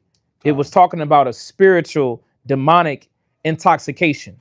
So let's jump back to that Habakkuk 2 in verse 5. Habakkuk chapter 2 verse 5. Go ahead. Yeah, also because he transgresseth by wine. Read. He is a proud man. Right. He's a what? Proud man. What does it mean by proud? Psalms 10 and 4. We're going to break this down. Psalms 10 and 4. What does it mean that he's proud? These are all character traits of Antiochus Epiphanes, but also of who? The wicked. The wicked. They transgress by wine. He's a proud man. She's a proud man. Neither keepeth at home. Let's read this. Come on. Psalms chapter 10, verse 4. Yeah, Psalms 10 and 4. Write it down. Go ahead. The wicked through the pride of his countenance. Yeah, the wicked through the pride of their countenance, their thought process, their face. Yes. Where we at? Psalms chapter 10, verse 4. Come on. The wicked through the pride of his countenance. Yeah, man, the wicked. This is them. This is what we don't want to be. Right? Can Israel be wicked? Yes. We're going to read about it. Come on. Will not seek after God. There you go. They will not do what? Will not seek after God. So their ways are not of the Father. And that's the problem though too, right? With Israel, we expect our enemies to abide in the shadow of Christ, to abide in the shadow of the Most High, to align their lives with the book. It ain't going to happen. They're not upright. The nations are not upright. And they're so proud and arrogant that they don't even seek after the Most High. They seek after who? Zeus, Artemis, Diana, all these different deities. The weed, PlayStation 5, masturbation, porno. That's people's gods. That's what controls them. It ain't the Father. That's why a lot of brothers and sisters, we got to reevaluate what spirit we are coming in. Are we following after the spirit of our forefathers, the Maccabees? Or are we locked into this wicked spirit of the nations, of Antiochus Epiphanes, or the spirit of the wicked. Jump back. Habakkuk 2. Right? Habakkuk 2. So it says it. He transgressed by wine. He's a proud man. Go ahead. Neither keepeth at home. Right. He goes everywhere he wants to. Right. Neither doth he keep it at home. Let's get that precept too. Let's go to Habakkuk 1 and 6. Let's go to Habakkuk 1 and 6. But it's talking about the wicked here in Habakkuk 2 and 5, y'all. We're just breaking it down and showing is that all of these different attributes are being embodied in who? Antiochus Epiphanes, the wicked spirit or the wicked root that came from the Greeks. Does everybody understand that? God. Because we have to start here to show what translated during the times of the Jews, our brothers and sisters, and what they were dealing with. They were dealing with a wicked rulership, no different from America. America is a little sister of the Greeks and the Romans and the Babylonians. That's why they call her daughter, a virgin daughter of Babylon. Same philosophy, same concepts, same mindset. Our forefather, Zach, was in the mess like we are. So let's read this about neither does he keep at home. We just read that the Greeks took over strongholds, did we not? Come. Does America not take over strongholds? Come. America has 70, I think they have bases in 70 different countries. So it's either bases or embassies, either one or two. I think it's 70 embassies. They're everywhere. They keep it not at home. It's the horde that sat on many waters. Go ahead. Come on. Habakkuk chapter 1, verse 6. Read. For lo, I raise up the Chaldeans. I raise up the Chaldeans. Go ahead. That bitter and hasty nation. That what? That bitter and hasty nation. Right. Chaldeans, the Babylonians. Right. But this is the spirit of who? The wicked. Go ahead. Which shall march through the breadth of the land to possess the dwelling places that are not theirs. You hear that? That's what the wicked do. Habakkuk 1 and 6. Were you looking up? Yeah, read it one more time about the wicked or the Chaldeans. These are all not children of God, y'all. But this is what the wicked do, no different from the Greeks. They keep it not at home. Go ahead. For lo, I raise up the Chaldeans. That bitter and hasty nation. Bitter and what? That bitter and hasty nation. Haters. Go ahead. Which shall march through the breadth of the land. Read. To possess the dwelling places that are not there. There you go. Speaking about what? They keepeth not at home. They go wherever they want to. This is how the Greeks had what? Dominion. They went and warred for it. Yes. They got approximately 750 overseas military bases. 700, okay. 80 countries and territories around the world. Okay, so it's 80 countries, but they have over 700 bases. Approximately 750 bases in the span of 80 countries. But think about that. Huh? Who's moving? I don't see the Turks moving like that.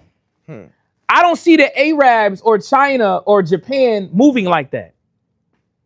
All we see is who? The red men, right? Or the wicked root. So let's jump back to that Habakkuk. Come on. Got a few more with that. Habakkuk chapter 2, verse 5. Go ahead.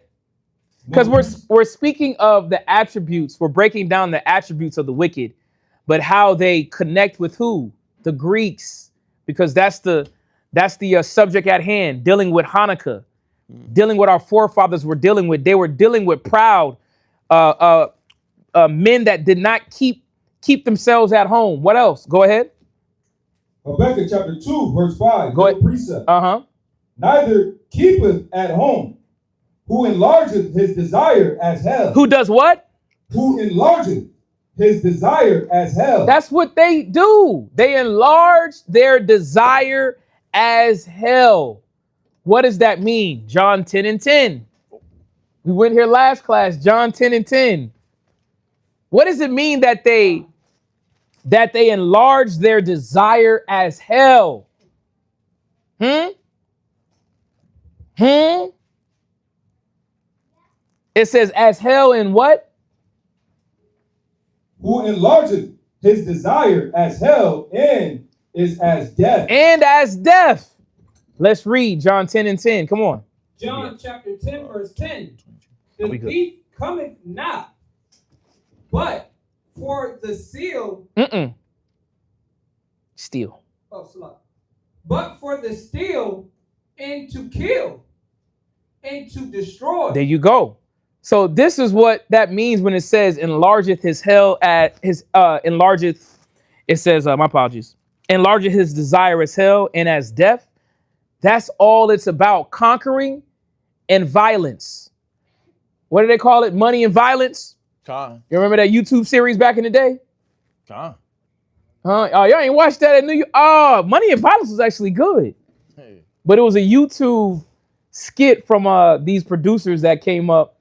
It was, Money and Violence. Like, that's what the Greeks is about. Hell and destruction. Steal, kill, and what? Destroy. Go ahead. But it says it's who? The enemy. That's the enemy's strategy. That's what they desire to do, is just take over. Right? Donald Trump came in office and was like, listen, man, we finna get Greenland. Get that up, man. Give it up easy. He start throwing out what he desired. We want Alaska too. Oh, why you said Greenland and what else he wanted? Alaska and I think Iceland. Say it again.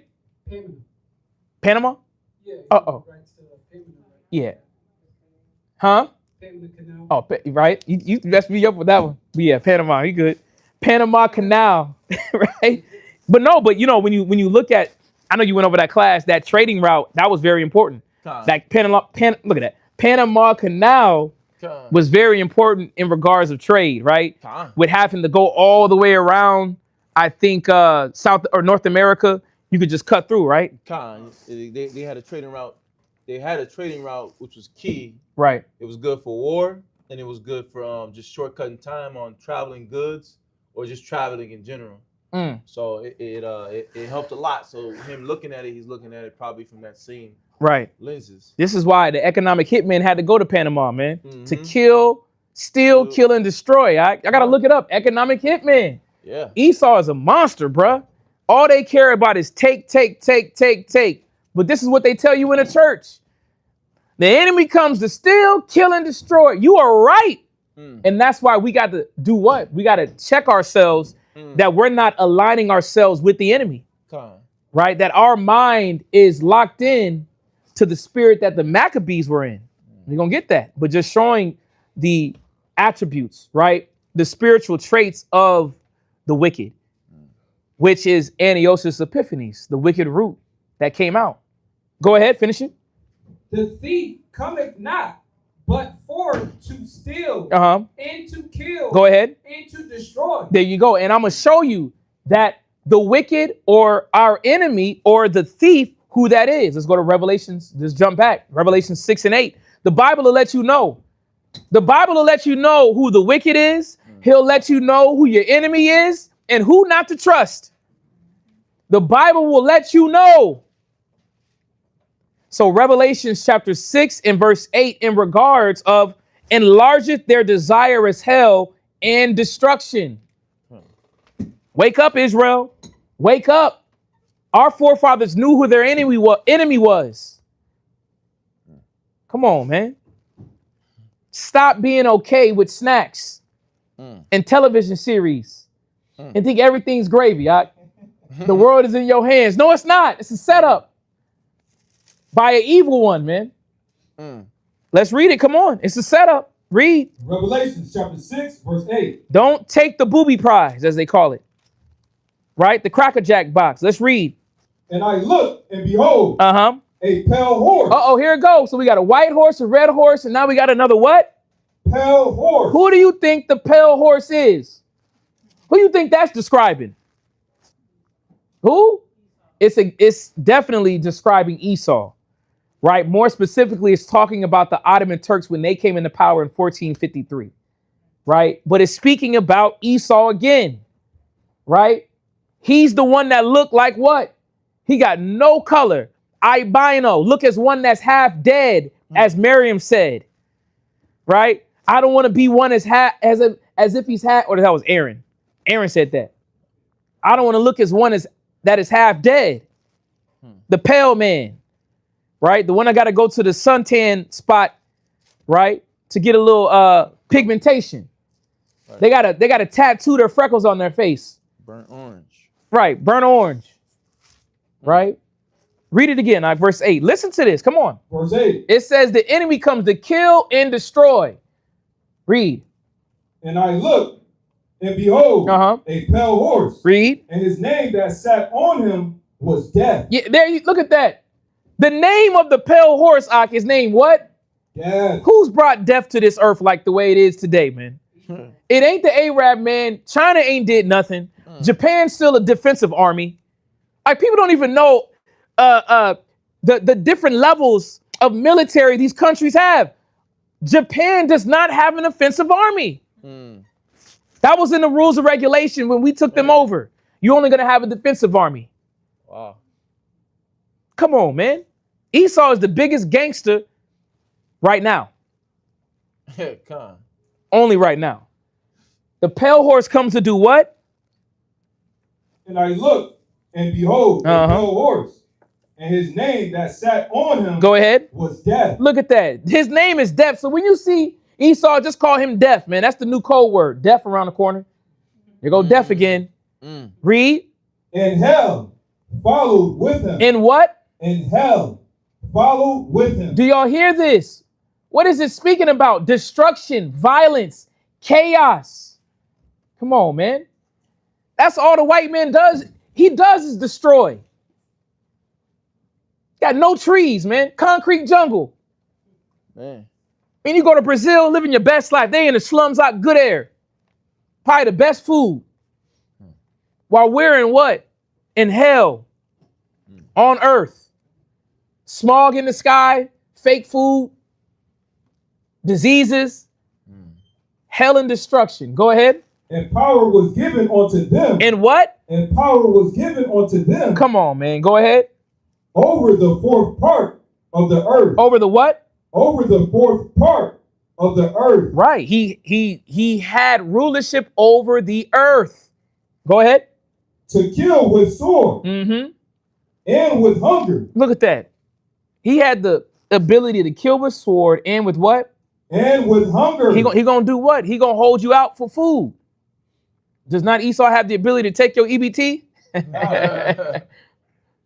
Yeah, he got cats looking, second thinking, man. How am I gonna get it this month, man? All my snacks. Right? But it's speaking about that oppression, that spirit that he comes in. Go ahead, and Christ warned us about him. The thief coming nothing but to steal, kill, and destroy. Go ahead. To kill with sword. And with hunger. Look at that. To kill with sword and hunger. Read. And with death. And with beasts of the earth. Right, dealing with what? That was going back into those gladiator times, right? In the beasts of earth. But the point of it is that we know who is speaking about when it says he enlarges his desire as hell and death. It's speaking about Esau.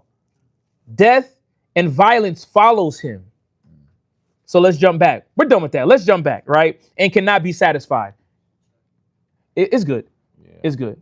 It says it cannot be satisfied. Y'all see that? So let's jump back to that First Maccabees 1, right? Let's go back to First Maccabees 1, and let's start at verse 41, because we're going into now, from what we read at the beginning with Alexander the Greek, his kingdom being translated to his generals, then being what? Then being taken, because when you deal with, again, I'm not going into the history of Antiochus, but he took that power from the Seleucus Empire, which was over Israel. What else was that? Israel, Babylon, and Syria, right? So he took the power over. Let's read that one more time, the wicked root. Let's read that verse 10, and then we're going to jump. First Maccabees chapter 1, verse 10. And there came out of them a wicked root. Go ahead. Antiochus, surnamed Epiphany. Right. son of Antiochus the king, who had been an hostage at Rome. Right, but it said he was a what? A wicked root. All right, go ahead. And he reigned in the 137th year. So you can write that down. 137 BC, before Christ. Before Christ. 137 years before Christ. Go ahead. Of the kingdom of the Greeks. Right, jump down to verse 16. Verse 16. Come on. Now, when the kingdom was established before Antiochus, he thought of reign over Egypt. So what is he doing? He's doing exactly what Revelation 6 says. He's now fighting what? His own people. He's taking over Egypt now as well. Go ahead. That he might have the dominion of two realms. Two realms. Oh. Y'all see that? Okay. So when you read, we didn't finish it, but when you read that Habakkuk 2, it says that he cannot be satisfied. That means he got to keep gaining. There's no end of it. That's why when you deal with the so-called white man, bro, he's not giving up what he took. He's not paying back the tribute. He's not giving back what doesn't belong to him. All they do is want to keep gaining and gaining and gaining and shortcutting who? You. So for brothers and sisters, when you keep investing in America, you're investing in your enemy.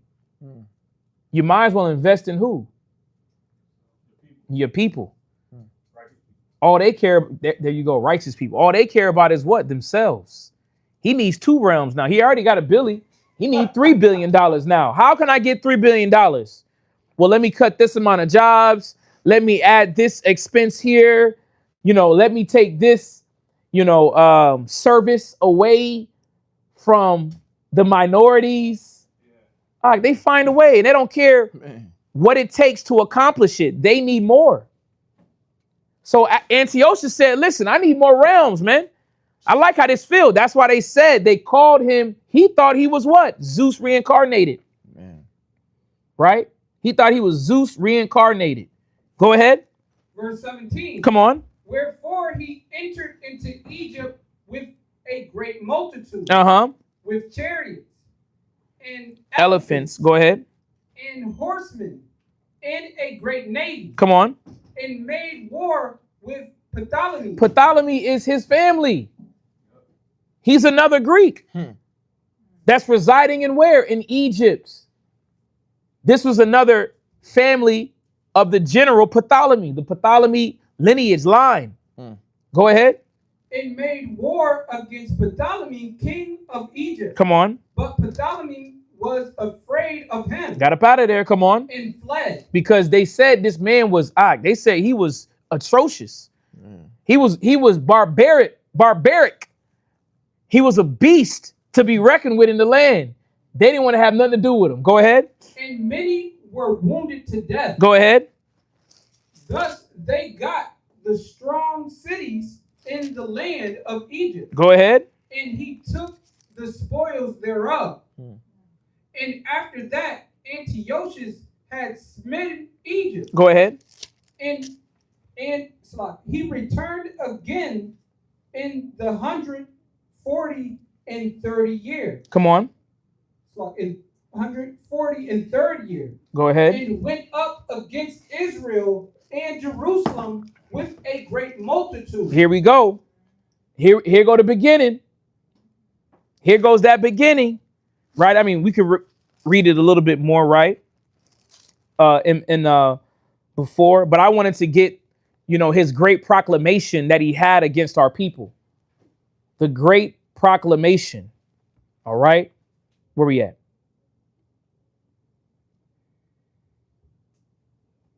Where we at? We're going to jump down to verse 41, right? First Maccabees chapter 1 and verse 41. So we read this, is that Ptolemy is fulfilling what prophecy said to wait for. It says tarry for it, right? It will come to pass. Yes. I'm sorry, what, okay. So that was, Who? 143 years before Christ? When he went to try to attack Jerusalem? Is that what that said? Where's that? Verse 20? Yeah. Well, this says, and after Antiochus had smitten Egypt, he returned again in the 143rd year. Yeah, 143, and went up against Israel. Because that was technically the time. It started 147 BCE. Actually 43. Yeah, that's the date that is giving. Oh, hold on one second.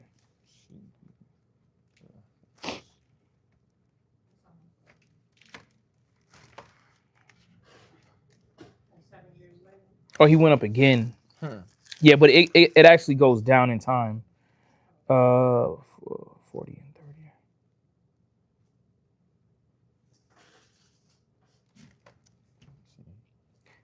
Yeah, I got to look at it specifically. Hold on a second. Antiochus went up against.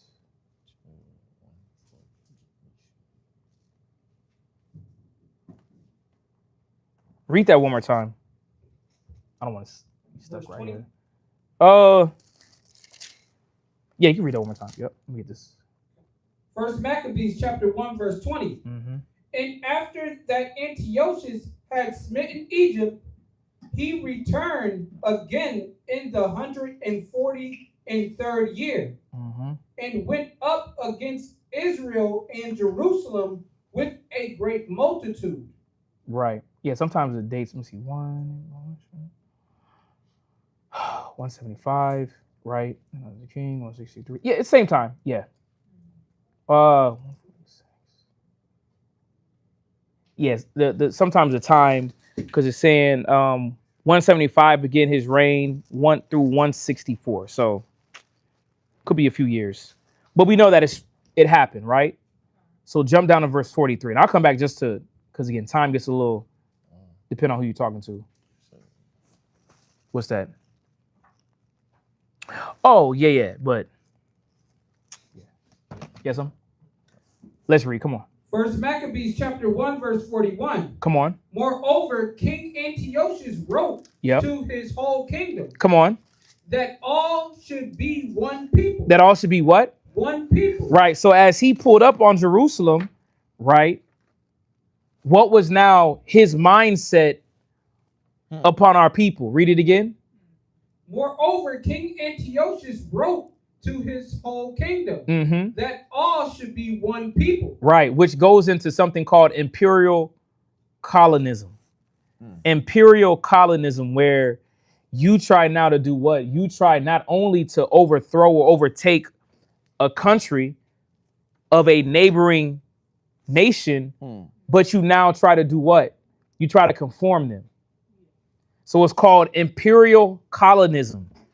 And this is where our people stray from, not understanding this history of the Greeks and how they started to come up against the Jews, the Hebrew Israelites who were dwelling in Jerusalem, or as they call it, Palestine, right? That area. So read it again. Moreover, King Antiochus wrote to his whole kingdom. Go ahead.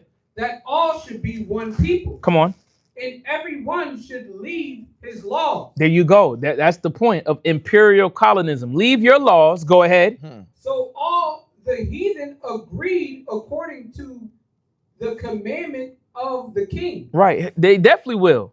We agree. Right. The realms agree to do what? To be technically you're getting into polytheism. Right? Polytheism, which is the worship of many gods. Right? We'll get there. It's going to say it. Right? Go ahead. Yea, many also of the Israelites. Many also of what? The Israelites. Go ahead. Consented to his religion. There you go. Many of the Israelites, this is the beginning of the end. Many of the Israelites did what? Consented to his religion. But when you really go through it, it's nothing new with Israel. We were always what? We were always whoring away to different gods and idols of different nations. But now you have this imminent danger with the Greeks on who? On us. To now influence us to follow after what? his religion. But you again, what was his religion? Well, when you deal with Greek ideology, they believed in polytheism. Write that down. Polytheism. Go ahead, Brianna. What you thinking? No. Smiling. What's that? Nothing. What, polytheism? It's the comment. What'd you say? There you go. Yeah, that was a part of it, right? Homosexuality, right? We say sodomism, right? 2013. Polytheism, right? 2013. Polytheism. Polytheism. Huh? Polytheism. Polytheism. Polytheism, which goes into the worshiping of many gods. Right? Hey, we got to watch out for that too. Like our mind, it goes everywhere. You know, Facebook be your God, horoscope be your God. You know, ChatGPT will be your God. Hey. People commit suicide off ChatGPT. There you go. It says ChatGPT is encouraging now unaliving yourself. Yeah, because they already got mental issues, and then they go into ChatGPT to act as if it's a counselor. Right. And then it's feeding them what they want to hear, or to go kill somebody. So, yeah. Let's read. Come on, hold on. Let's get to my part. I don't mean to jump, but that's the point. But that's why, because they're following what? Unstable spirits.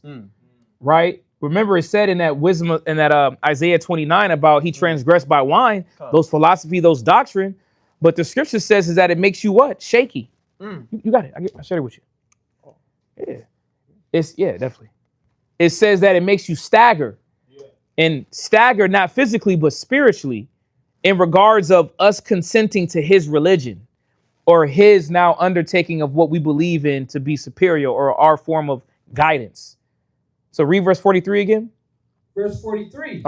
Yea, many also of the Israelites consented to his religion. Read.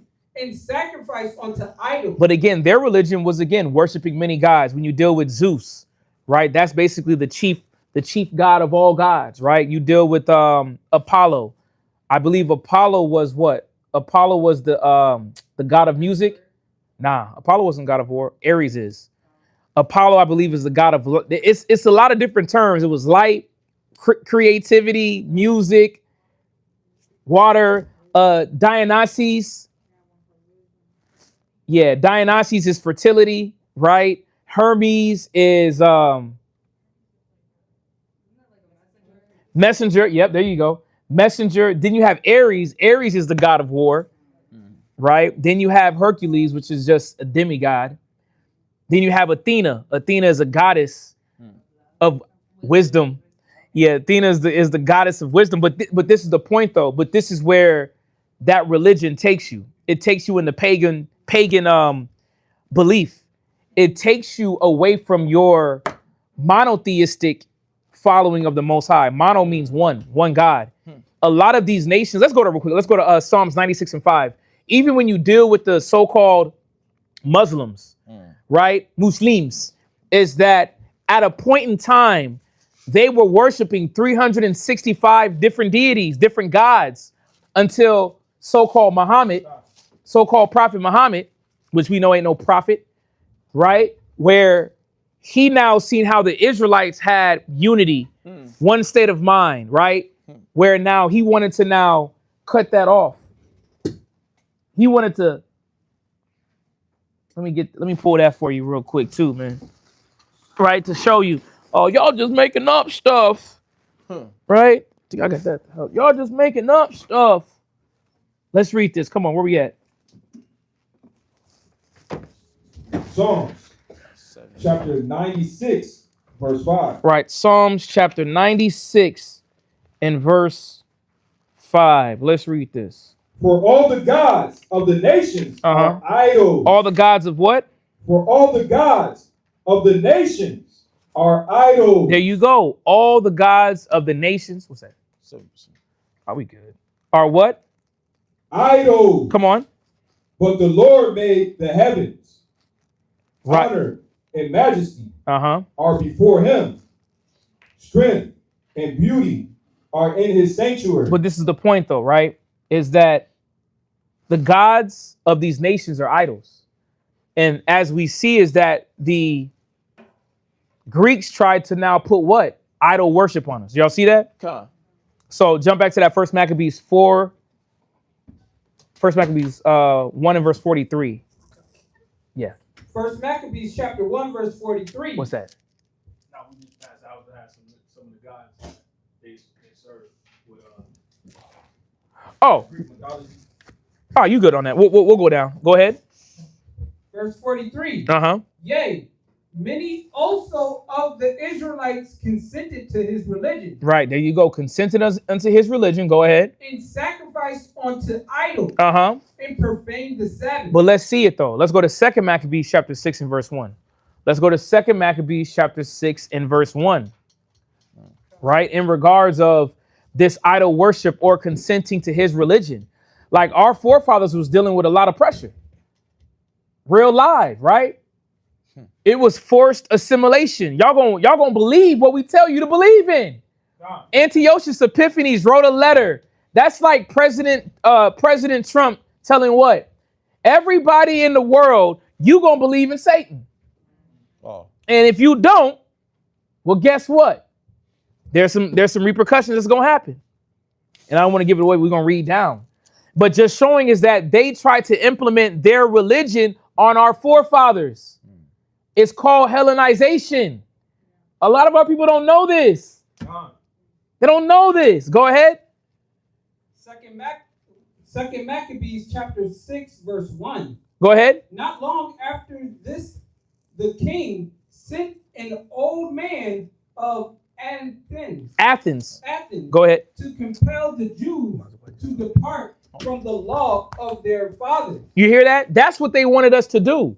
But see, as we go through this detailed understanding of what happened to our forefathers in the time of the Greeks, we start to get a little bit more clarity when dealing with the New Testament with Paul, when dealing with Christ. Our people were being Hellenized, forced to now worship other gods. Mind you, this is 140 years before Christ. This is even before the Romans. Northern Kingdom is already gone. Northern Kingdom's been gone 600 years by this time. You think they're following Christ? They're following the laws and statutes of the Lord? No, they're not. That was the mystery. How are they coming back? How are they going to get their spirit right? So let's read this. Keep reading down. It says that they wanted us to depart from our fathers. Read. And not to live after the laws of God. There you go. And not live after the what? The laws of God. They didn't want us to live after the laws of God. Think about that. Shoot, think about Jake now. Our people got a problem just coming to the Sabbath. Coming to feast days. Think about when now it's a law telling you what? Stay away. Shoot, I'm turning up.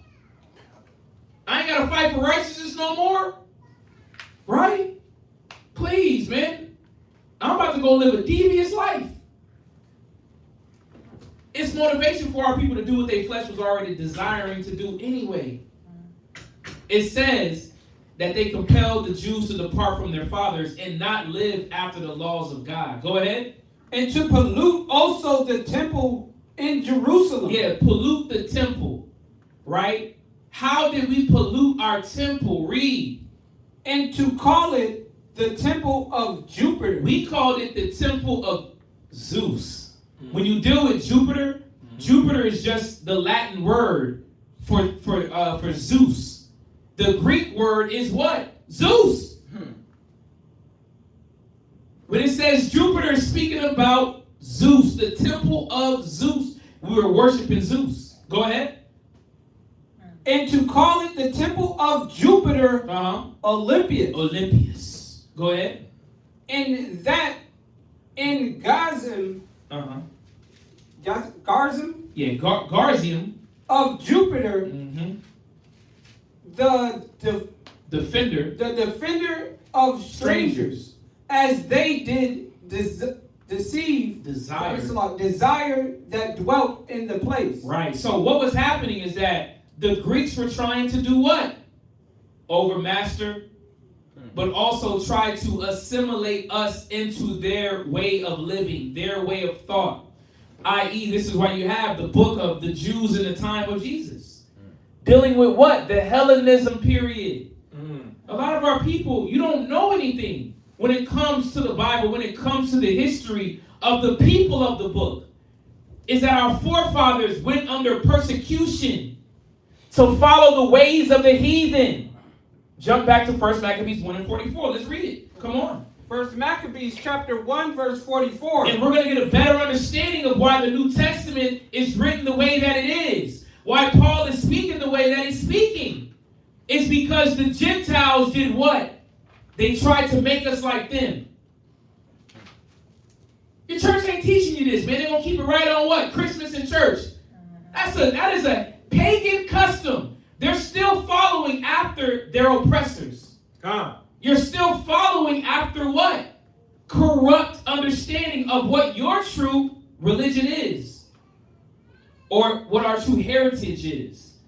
This is what Paul was fighting against. I'll show you. Come on, let's read. 1 Maccabees chapter 1, verse 44. Read. For the king had sent letters by messengers unto Jerusalem. Come on. And the city of Judah. 1 Maccabees 1 and 44. Go ahead. That they should follow the strange laws. Here we go. That they should follow what? The strange laws of the land. Bestiality. Wear your booty shorts out. Wear your pajama pants with hair bonnets to wherever you go to. Nipple rings out. Toot it up, toot it up, toot it up. Twerk, twerk, twerk, twerk, twerk. Right? Pistol this, pistol that. Drugs this, drugs that. You can be gay. Those are strange laws. The different ceremonies that the Greeks were dealing with.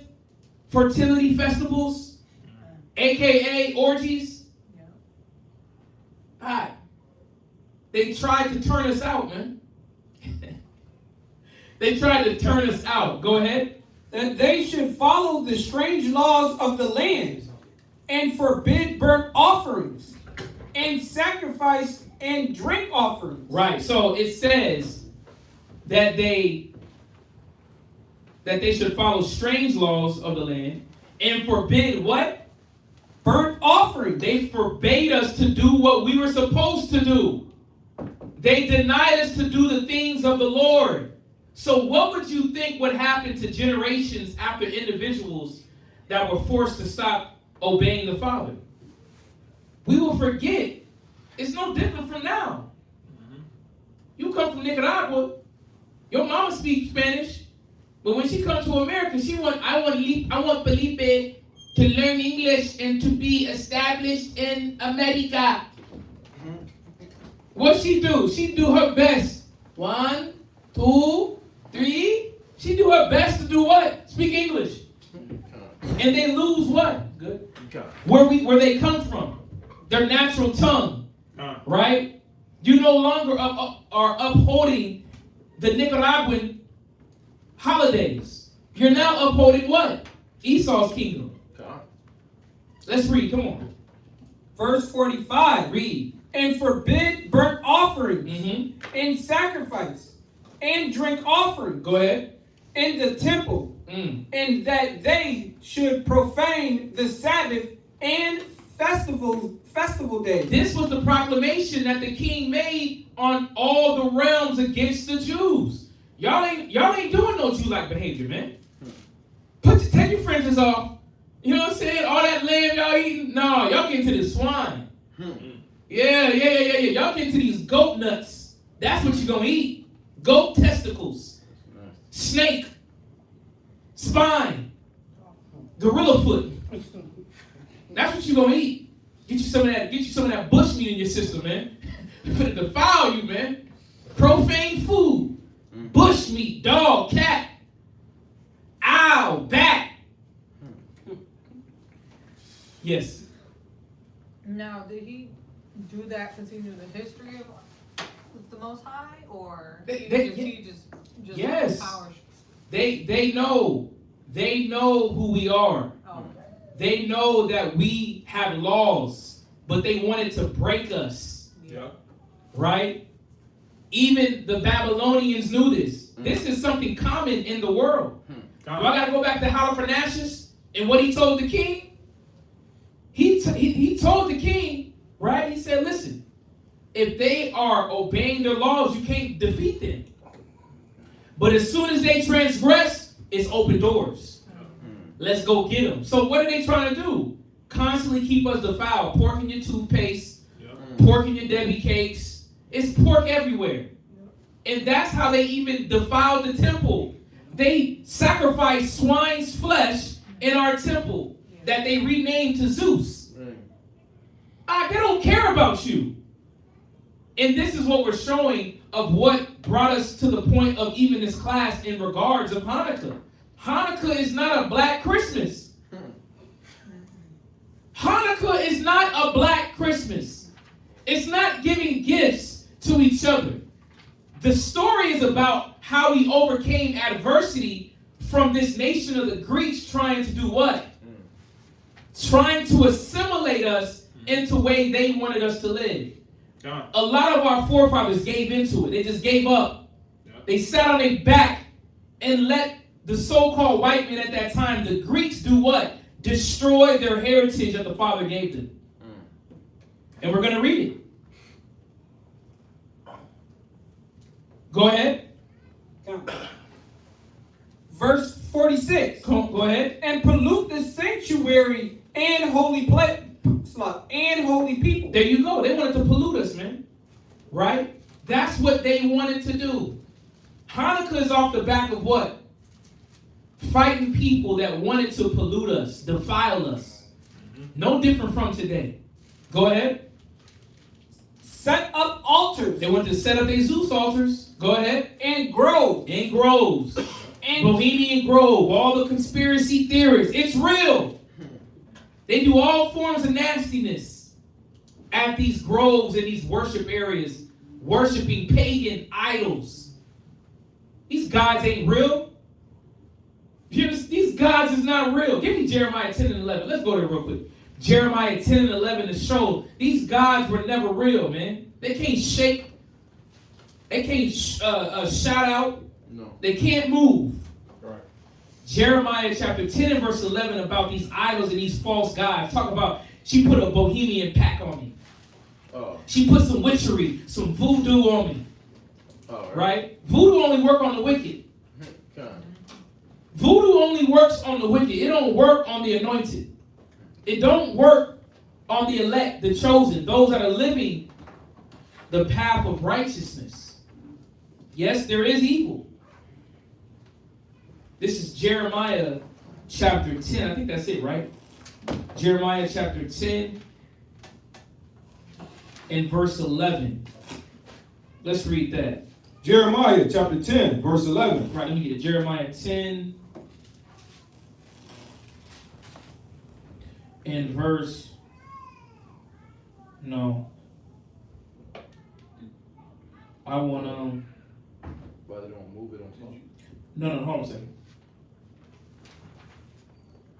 Hold on. Let me get it real quick.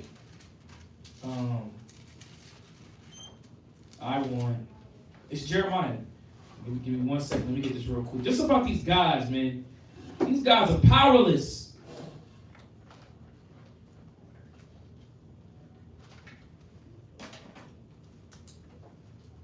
In 2 and 3? Yeah. No, it's 10 and 11. Oh, I was at 11. I was at 9 and 11. My apologies. Yeah, Jeremiah 10 and 11. Yeah. Oh yeah, I got the other precept if you want that in Psalms 115 and 5. There's a few of them. But which one's that? That's the one it talks about the idol itself, the silver, gold. It has no the ears. Nah, it's all good. Let's hit this one right here. Yeah, Jeremiah 10 and 11. Straight to the point. Come on. Jeremiah chapter 10, verse 11. And we're talking about these different idols that now the Greeks wanted us to what? Worship. Go ahead. Thus shall ye say unto them, come on, the gods that have not made the heavens and the earth. These gods, Dionysus, Zeus, Artemis, right? Ogun, Shogun, water god, Sharikas, the chakras, all the African goddesses, booty scratches, all of them. Read it again. Thus shall ye say unto them. Right. All the gods of Egypt, foot, nut, all of them. Right? I don't even know their names, man. They don't even resonate on my mind. Yeah, huh? That's a pharaoh. That's a pharaoh. Pharaoh Tut. He didn't do nothing for mankind. Read. The gods that have not Right. made the heaven. Nubis, Nineveh. I don't know. Come on. They have not made heaven. Read. And the earth. Right. Even they shall perish. They shall do what? Even they shall perish. All these so fictitious gods and idols, they're going to do what? Perish. They're going to perish. Y'all better start getting with the realest in the town, the Most High. Why Yahweh Shai and Christ? Come on. Perish from the earth. Read. And from under these heavens. You understand that? All these nations, gods, fictitious, they're going to die anyway. When Christ returns, all that's going to be smushed. There's no more Dionysus. There's no Artemis. There's no Temple of Diana. None of that. Jump back to that in First Maccabees. Because they try to set up these fictitious gods on us. But brothers and sisters, this is why you have to learn history and you have to read the Bible, right, from the beginning, from the Apocrypha, even until when? The New Testament, to understand what's going on. God. Let's read, come on. First Maccabees chapter 1, verse 47. Go ahead. Set up altars and groves and chapels of idols. Right, they got little rooms with these idols up in there, pictures, images. Go ahead. And sacrifice swine's flesh. There we go. They love swine. Why do you think they got pork on everything, man? Because that's how the heathen gets down. Pork on your burger, pork on your sundae. Ice cream. Who ever thought about ice cream and pork? You Negroes love grease. That's why you love your arteries clogged up. You gotta get your foot amputated. You got trichinosis worms all going throughout your body. Bad, you got halitosis. Breath smell like straight BO. Halitosis. That's actually that is a clinical issue for our people. Come from our eating, right? Wonder why your belly just blown up. All that pork, man. Right? Can't walk right. Heart attacks. They want to put swine everything. Bacon this, bacon that, baconated this, BLT that. God. All right, pork is the cheapest meat when you go to the store, is it not? Get you a pork tenderloin, pork chops. Our people have been dying off of that, man. And tried to chop it up, but they lived a good life. No, they lived an unhealthy life. Couldn't sleep at night. Got sleep apnea. Because you're obese. Not overweight. Not a few pounds over. Obese. Because the pork, the pig was not intended to ingest. It doesn't have the proper, it ain't about the nutrition. It don't have the proper essential sweat glands to be clean for us anyway. All the toxins are immersed within its body. More importantly, the purpose of it was to eat the garbage and anything of the field, of the land. It was the garbage disposal. No different from the catfish. Bottom feeder. It eats doo-doo. You are what you eat. That's why a lot of our people's brains is smush, like doo-doo. Shrimp, don't get me on it. Shrimp is from the arthropod family, the same family as the roach. They call it the nickname, the roach of the sea. Our people think it's a delicacy. Put some butter on with some garlic. Dip it in some marinara. Yep. I don't know. Whatever it might be, but look what it's done to our people. It's made us now contrary to the Father because we followed the ways of the heathen. The scripture says our iniquities have separated us from God. That's the problem. We want to pick and choose what iniquities we think is real. What we approve of with the Father. What'd you have, Kalai? And let's keep reading down. No, I was gonna say I seen a video of a guy talking about he never seen a turkey and a pig mixed together, so he ain't eating no turkey bacon. Yeah, the sister said you watched something and it said he ain't never seen was it a brother or Esau? Brother said that he ain't never seen a pig and a turkey mixed together, so he's not gonna eat turkey bacon. Oh. Israel gotta stop it, man. But the point of it is that what facility are they making that turkey bacon in? It's probably the same facility that got pork bacon through the same utensils, right? Same machines. How the hell you get turkey meat into bacon anyway? You gotta smush that thing down. The thigh, yeah, all right. Be just like them chicken nuggets, got everything up in that thing. Broken down. Femur bone, fingers, everything broken down for that meat, man. Hot dogs. Huh? That's how hot dogs are. Hot dogs, scattered meat. A little bit of rat, a little bit of human flesh. They say it. You're going to have a little bit of rat, a little bit of human flesh in that. Through the process. The process is brutal. Right? But let's keep reading. Come on. It says, they put swine flesh and unclean beast in what? In our temples. Go ahead. Verse 48. We're at 1 Maccabees 1:48. Read. That they should also leave their children uncircumcised. There you go. Don't even worry about the token that the Most High had with Israel about getting your children. Don't even worry about that. Getting your young men circumcised on the 8th day. Don't do it. Don't do it. This is what they forced on our people. It's called forced assimilation. Man, brothers and sisters don't get it. Like, they're doing that now. They force you to look at the things and hear the things that they want you to hear. If your mind ain't strong enough, you're going to agree with what they give you. You may not know it at the beginning, but subconsciously you agree. Subconsciously it grows on you if you're not constantly doing what? Uprooting it with the word of God. If you're allowing this world just to imprint on your brain, you're in bad shape. Because they did it forcibly with our people at this time. They're doing it psychologically now. Read. And make their souls abominable with all manner of uncleanliness and profanation. Profanation. What you got? I got the imperial colonization. Yeah, you read. Imperial colonization. This is what's happening with Antiochus Epiphanes. Imperial colonization.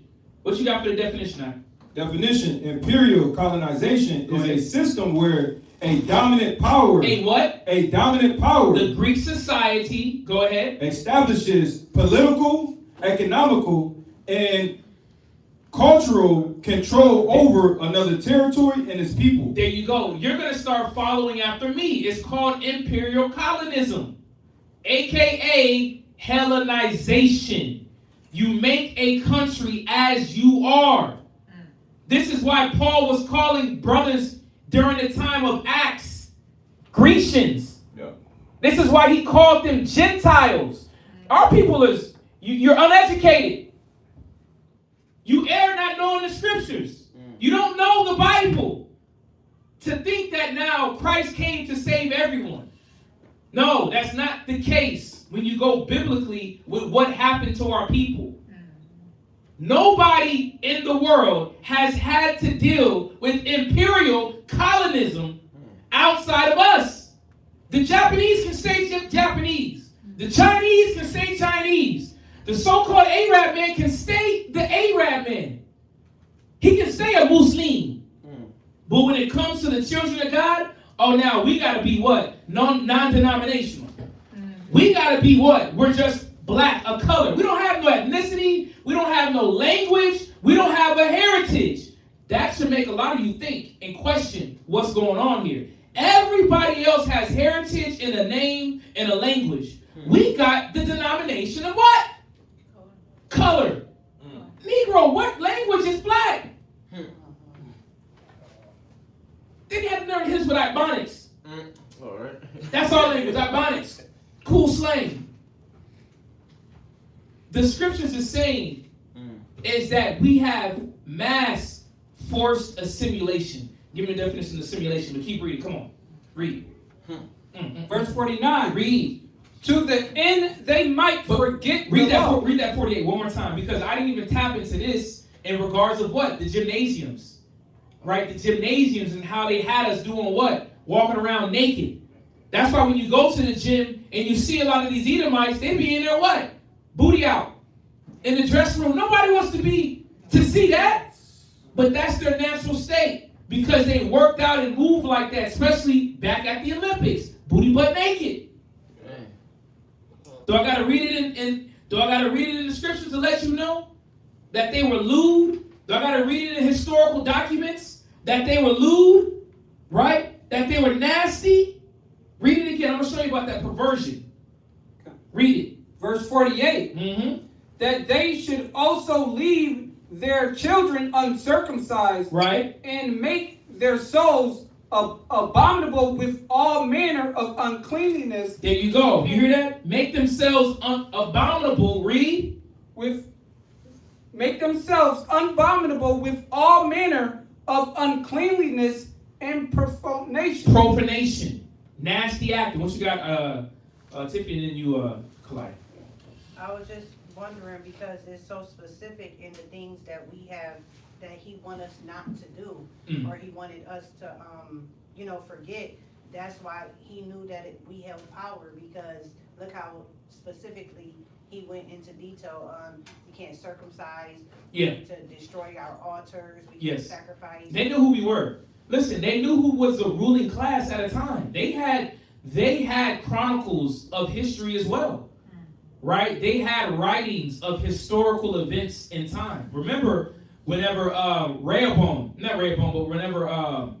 Rahab, the harlot, remember she said it, it's been known that y'all are a dangerous nation. How'd word get to her? They had no email. They had no phone. No, word got to them, right? Check this out. This is in the book, The Jews in the Time of Jesus, right? Yahushua. This is page 35, right? It goes with the Hellenistic society, but just showing about what? How they tried to profane us. It says, sports were conducted in the nude, and females were prohibited from viewing. So you had grown men playing sports, what? In the nude. Which is the example why you have today these grown men with these, they wearing booty shorts. They're wearing boy shorts to the gym so they thigh muscle can accentuate as they work out and pump. Basically have no shirts on. Thigh muscles out. Because they really want to be naked, man. Everybody's in the mirror taking half nude photos. Right? Check this out. It says, the Greeks were also fond of bathing. And the Polish would have a public bathhouse for who? Men. They love it with men, man. Naked men, naked bathhouses. The Romans were great, not only as rulers, but as plumbers.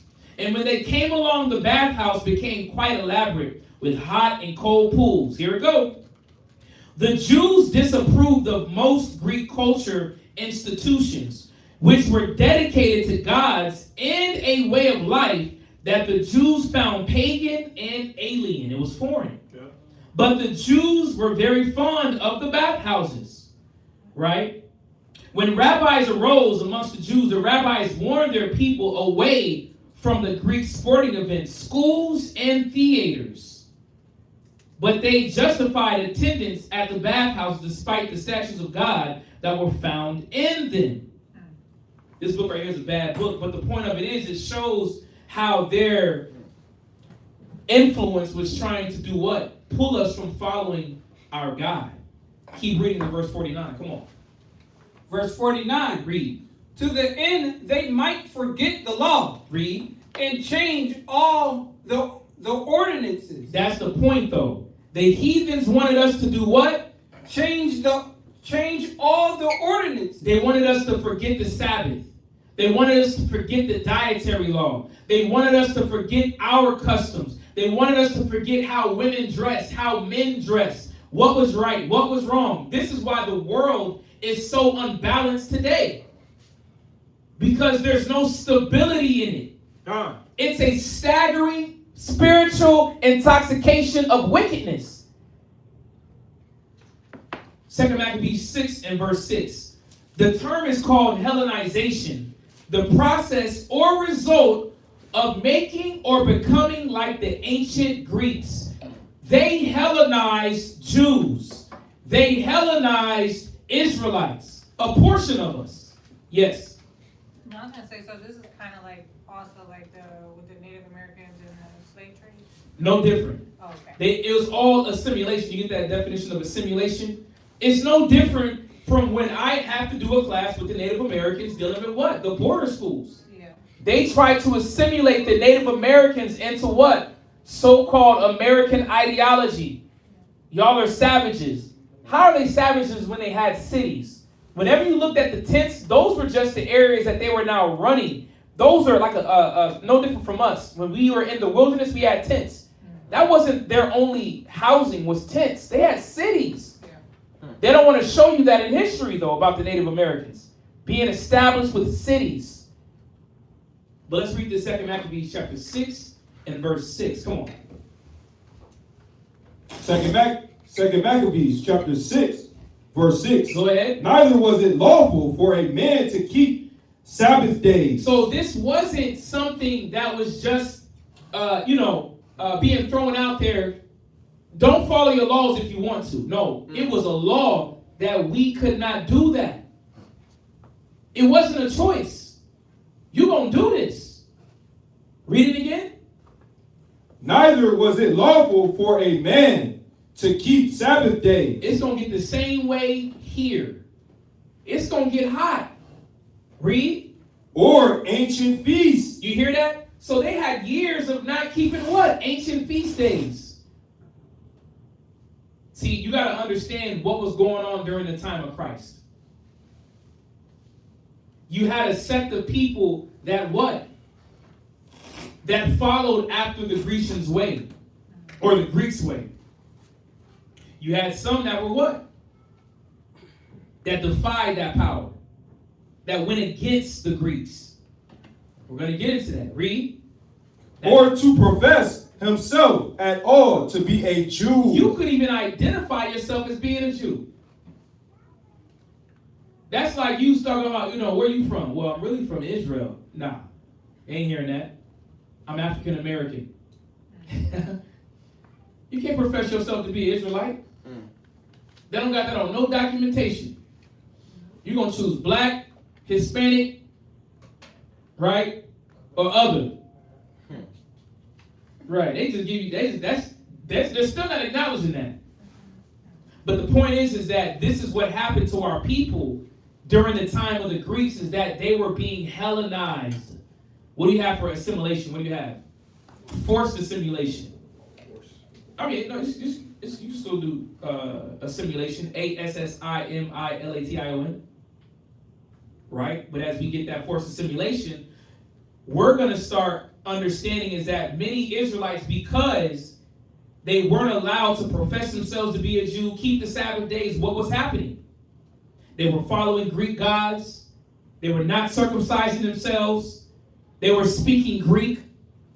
Because we're going to go back to 1 Maccabees, not today, but we're going to go back and show how they actually said, if we find you doing these acts in culture of an Israelite, we killing you.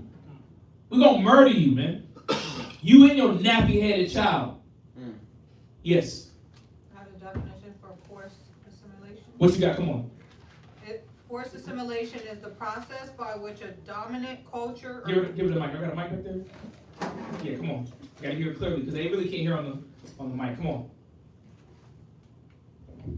Forced assimilation is the process by which a dominant culture or government requires a minority group to abandon its own culture. To do what?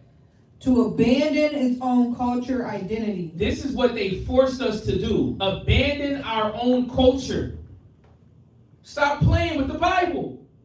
And stop playing with the narrative of why Christ has come back on this earth. Read it. To abandon its own culture identity, right, including its language, Customs, traditions, and social structures. Look at that. Traditions, culture, and social structures. So when you deal with Paul going to Corinth, Ephesus, Rome, Galatia, Colossal, Thessalonica, all these different areas, you're dealing with what? Hellenized Jews. You're dealing with men and women that no longer know that they are what? Jews. You have something else? Yeah. Hosea 8:8. It says, and adopt those of the dominant society. Look at that. Adopt those of the dominant society. So you ask, what is the Hellenized that you talk about? Hellenization is the process or result of making or becoming like the ancient Greeks. So what we're going over is the Greeks Hellenized the Jews. The Greeks forced Hebrew Israelites to follow Greek customs. This is why you have a lot of our people doing what? Following the ways of the Greeks, calling their children Greek goddesses. They're all into Greek mysticism. You got our brothers that are Greek fraternities. You got this Masonic order of dealing that is not of the Father. All of these are strange customs of who? The heathen. Hosea 8:8. This was a prophecy that it was going to happen to our people. Let's read. Hosea chapter 8, verse 8. Go ahead. Israel is swallowed up. Israel is what? Swallowed up. So when what was his name? When T.D. Jakes, you ever been swallowed? Yes, we have, as a nation. Go ahead. Now shall they be among the Gentiles. You hear that? Now we should be amongst the Gentiles and be what? Forced assimilated. We will be Hellenized. Read it again.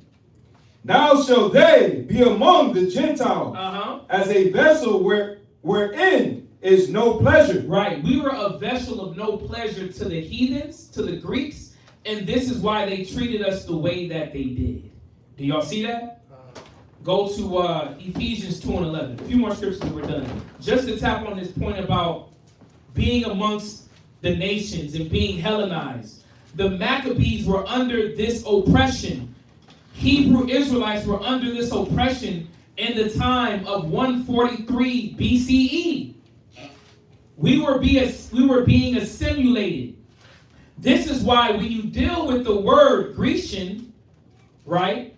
Because a Grecian is not just speaking about a Greek, it goes a little bit deeper. And you can look this up in different forms of dictionaries. I'm going to read it out of the International Bible Encyclopedia. You know what? I'll read it out of Smith's Bibles first. Grecian. The term Grecian or Hellenist denotes a Jew by birth or religion whom spoke Greek. So you had Israelites that were living amongst the Greek, but did what? You learned Greek. You didn't learn Hebrew anymore. Because your forefathers were forced to learn the way of the dominant party, which was who? The Greeks. It says it is used chiefly of foreign Jews and proselytes in contrast with the Hebrews speaking the vernacular Hebrew or Aramaic. Speaking about what? Jews that spoke Greek. That's all it was. Right? I can go into these definitions. This is the Eastern Bible Dictionary definition of Grecian. Hellenist. Greek Jews. Jews born in a foreign country and thus did not speak Hebrew. It's no different from a Mexican child 2 generations from Mexico being here in America and speaking no English. We see it today with the Puerto Ricans. How many Puerto Ricans you know that don't speak no English? But they father and mother's fluent. Because they've abandoned their culture due to the dominant influence of the power that be. Do y'all see that? So this is why Paul came back and said what? Read Ephesians 2:11. Come on. Ephesians chapter 2, verse 11. Go ahead. Wherefore remember that ye being in past time. Remember, you used to be a Gentile. Just like brothers and sisters, you were. Until God anointed you with understanding. He woke you up. Don't call me black no more, like Kendrick Lamar said, right? God. I'm a Hebrew Israelite. That's the same thing. Read it again. Come on. Wherefore remember that ye being in past time, Go ahead. Gentiles, Read. in the flesh. In the what? In the flesh. How were we Gentiles in the flesh? We just read up in 1 Maccabees, it says that they told brothers and sisters not to circumcise your children. So it says we were Gentiles in the flesh. We were uncircumcised, but we were still from the bloodline of Israel. Read it again. Come on. Wherefore remember that ye being in past time, time past, Gentiles in the flesh, Read. who are called uncircumcision. You hear that? You right. Right. Who is called what? Who are called uncircumcision. Come on. By that which is called the circumcision in the flesh made by hand. Do y'all see that? So this is speaking about those that were uncircumcised was who? The Grecians. Those that were Jews but spoke Greek. They lost their identity. But then you had what? You had Israelites still. I.e., that's why you have Christ and the Pharisees, right? So they thought what? Oh, y'all's uncircumcised. Because that was really the debate.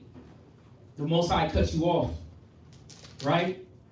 So the uncircumcised, it says, who are called uncircumcised by that which is called uncircumcised. It ain't that hard to understand. You had Israelites that followed the Greek way, right? And then you had Israelites that knew that they were Hebrews. Do y'all see that? That's all that means. But the point of it is that all of Paul's letters was talking to who? Israelites that were assimilated. Israelites that were Hellenized. Do y'all see that?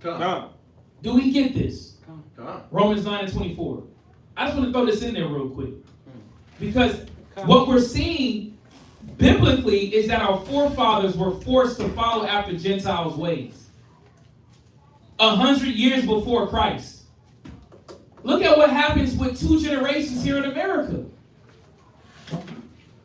So when you deal with the New Testament, you're dealing with what? You're dealing with Israelites that were scattered and learned other philosophies and doctrines underneath what?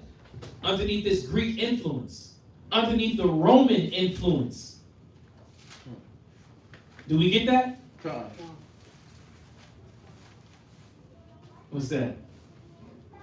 The simplicity, right? What you gonna say? Yeah, just think about Christians. Right. And they can't get past this scripture right here that you just brought out, Ephesians chapter 2, verse 11. Right. Because it says past time. There you go. But the past time was when we were in what? We were in darkness. Right. We didn't know who we were. Because why? We've been Hellenized. We've been forced, and we're going to go back next class on the details of that forcing. Because they were killing us, huh? It wasn't like it was an option. You know what I'm saying? You still got the choice to do what you want to do. Like today, it wasn't like the Shalom says. It wasn't like today. Let's read. Come on. Romans chapter 9, verse 24. Read. Even us, whom he have called, not of the Jews only. Right. You see, but then everybody wants to include themselves with this. See, not of the Jews only. No, it's talking about it wasn't only of the southern kingdom. It wasn't only of the southern kingdom. Because you had southern kingdom Grecians. You had southern kingdom what? Gentiles. Remember, we just read it in Hosea 8:8. Israel is swallowed up by the Gentiles. So if we're swallowed up or influenced by them, what would we become? Gentiles. That's why when you go back, it goes into Hellenista, which is the Hellenist Jews. That's who Paul was talking about all through Acts, all through Philip. Let's keep reading, come on. Even us, whom he have called, not of the Jews only, go ahead, but also of the Gentiles. Because that's what we will be known by. We will be known by Gentiles. Black folks call themselves Gentiles today. We were Hellenized, and we thought we were what? Greeks, huh? We thought we were Romans.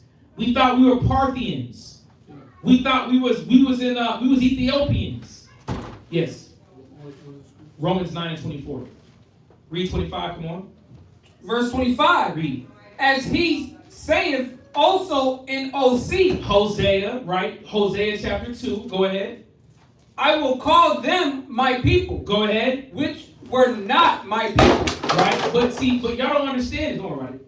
Y'all don't understand what this is speaking about. This was a prophecy. This was a prophecy about not being called by the Most High's name. Oh, see, that's a cut. No, it's not, you fool. When you go to Hosea 1, the Most High told Hosea to name your child. I am not your God. You're not my people. Because we were rebellious. Yep. That's why he's quoting. Paul is quoting from what? From Hosea. Read verse 25 again. Verse 25. Come on. As he saith also in OC. Come on. I will call them my people. Which were not my people. You hear that? You know what? Let's just go there. Just real quick. I will call them my people who are not my people. Yes. Yeah, I think I remember one class where you brought out a scripture. It was Ezekiel 5:5 that talks about Israel will be way worse than the nations. Like we surpassed them. No, that probably was in Kings. That was in Kings? That was in Kings. That was talking about Manasseh. Yeah, I think I was talking about Manasseh. Let's go to Hosea 1 real quick. Right, I'm going to show you something. Right, and read verse 8. In regards of Hosea having children, and that being symbolic of the nation of Israel. Hosea chapter 1 and verse 9. Let's read it. Or verse 8, come on. Hosea chapter 1, verse 8. Read. Now, when she had weaned Lo Rahama, right? She conceived and bare a son. Right. So this is now after Hosea's wife conceived his daughter. Right. She now was pregnant again with a son. But what did the Most High tell Hosea to name his son, which is an Israelite? Go ahead. Then said God, call his name Lo-Ami. Yeah, Lo-Ami, right? What does that mean? Go ahead. For ye are not my people. That's what he told Hosea to call his son. Because Israel was locked in what? Witchcraft, rebellion. We was fueled off of the energy of the nations. So he said, you know what? Let these little Negroes know you're not my people. Read. And I will not be your God. But was he our God? Yes, he is the God of Israel forever. Go ahead. Yet the number of the children of Israel shall be as the sand of the sea. Do y'all see that? Go ahead. Which cannot be measured nor numbered. And it shall come to pass. And it shall what? Come to pass. And it shall come to pass. Go ahead. That in the place where it was said unto them, go ahead, ye are not my people. This is what Paul is quoting from in Hosea. Go ahead. There it shall be said unto them, go ahead, ye are not, ye are the Son of the living God. There you go. Because the Most High had to do what? He had to punish us. He did what, as the scripture says, he forsake us for a moment. But he was going to call us back again. Do y'all see that? Jump back to that Romans 9. Just showing is that this is why Paul is saying he called the Jews and the Gentiles. Because Israel was swallowed up amongst the Gentiles. Come on, man. This is why a lot of us, we have to read. Slow things down. The narrative doesn't change. Stop jumping from doctrine to doctrine. All Israel saved one day, and now the whole world can be saved the next day. It's not what the scriptures say. You've been deceived, right? By the deceiver. Let's read, come on. Yes, you're right. No, Read. Let's finish this. Romans chapter 9, verse 25. Go ahead. As he said also in OC. We just read it. Hosea, come on. I will call them my people. I will call them my people. Go ahead. Which were not my people. Go ahead. In her beloved. Right. Which was not beloved. For a moment, the Most High did what? He forsook us to the nations. Go ahead. And it shall come to pass that in the place where it was said unto them, ye are not my people. Go ahead. There shall they be called the children of the living God. And this was the mission of Paul, right? To re-identify, right? To bring back the identification of the children of Israel that was scattered amongst the world. 1 Corinthians 6 and 11. Paul had to now re-identify. Get the identification right because of what? Because of colonization, because of forced assimilation, because of Hellenization. Our forefathers were forced to follow what? The laws of the heathens. And this brings us into dealing with even where Hanukkah comes from. 1 Corinthians 6 and 11. Come on. 1 Corinthians chapter 6, verse 11. You can't get this at a seminary school. Go ahead. And such were some of you. And such were some of you, which were what? Gentiles, yes. Oh, no. Oh, go ahead. But ye are washed. Right, and when it says such were some of you, when you read up, it talks about all the attributes of the nations, the Gentiles that we absorb, all the attributes of the flesh. Read up real quick. Read up real quick to show what Paul is telling to the church of Corinth. Right? Read that up. 10. Read the verse 10. Verse 10. Nor thieves. Right. Nor covetousness. Nor drunkards. Right. Nor revelers. Partiers, come on. Nor Riots. Extortioners. Shall inherit the kingdom of God. Right, and this is the point. There was a lot of Greek-like attributes that our forefathers had that Paul says you can't bring that into the kingdom. Brothers and sisters, you got to understand, when coming back to the Father, there is a cleansing process that's needed. All forms of living and thought process is not accepted by the Father. Read up, read verse 9. Verse 9. Go ahead. Now know ye not. Know ye not. Go ahead. That the unrighteous shall not inherit the kingdom of God. Brothers and sisters that move unrighteously and sin will not inherit the kingdom of God. So what does that mean? There's no drug dealers in heaven. When Shorty Low or Little Short, the drug dealer, died, he did not go to heaven. When Pimp Slickback died, he did not go to heaven. You know, God got him now. No, he don't. The death angels got him. The evil angels got him. No angel of God got a demon. The prostitute on the block, the drug addict on the block, they're not entering into the kingdom. And this is what our people have to see. And this is why Paul is calling to our people that was scattered, that has now undertaken the spirit of the Greeks, the Romans, America. Clean yourself. Go ahead. Know ye not that the unrighteous shall not inherit the kingdom of God? Read. Be not deceived.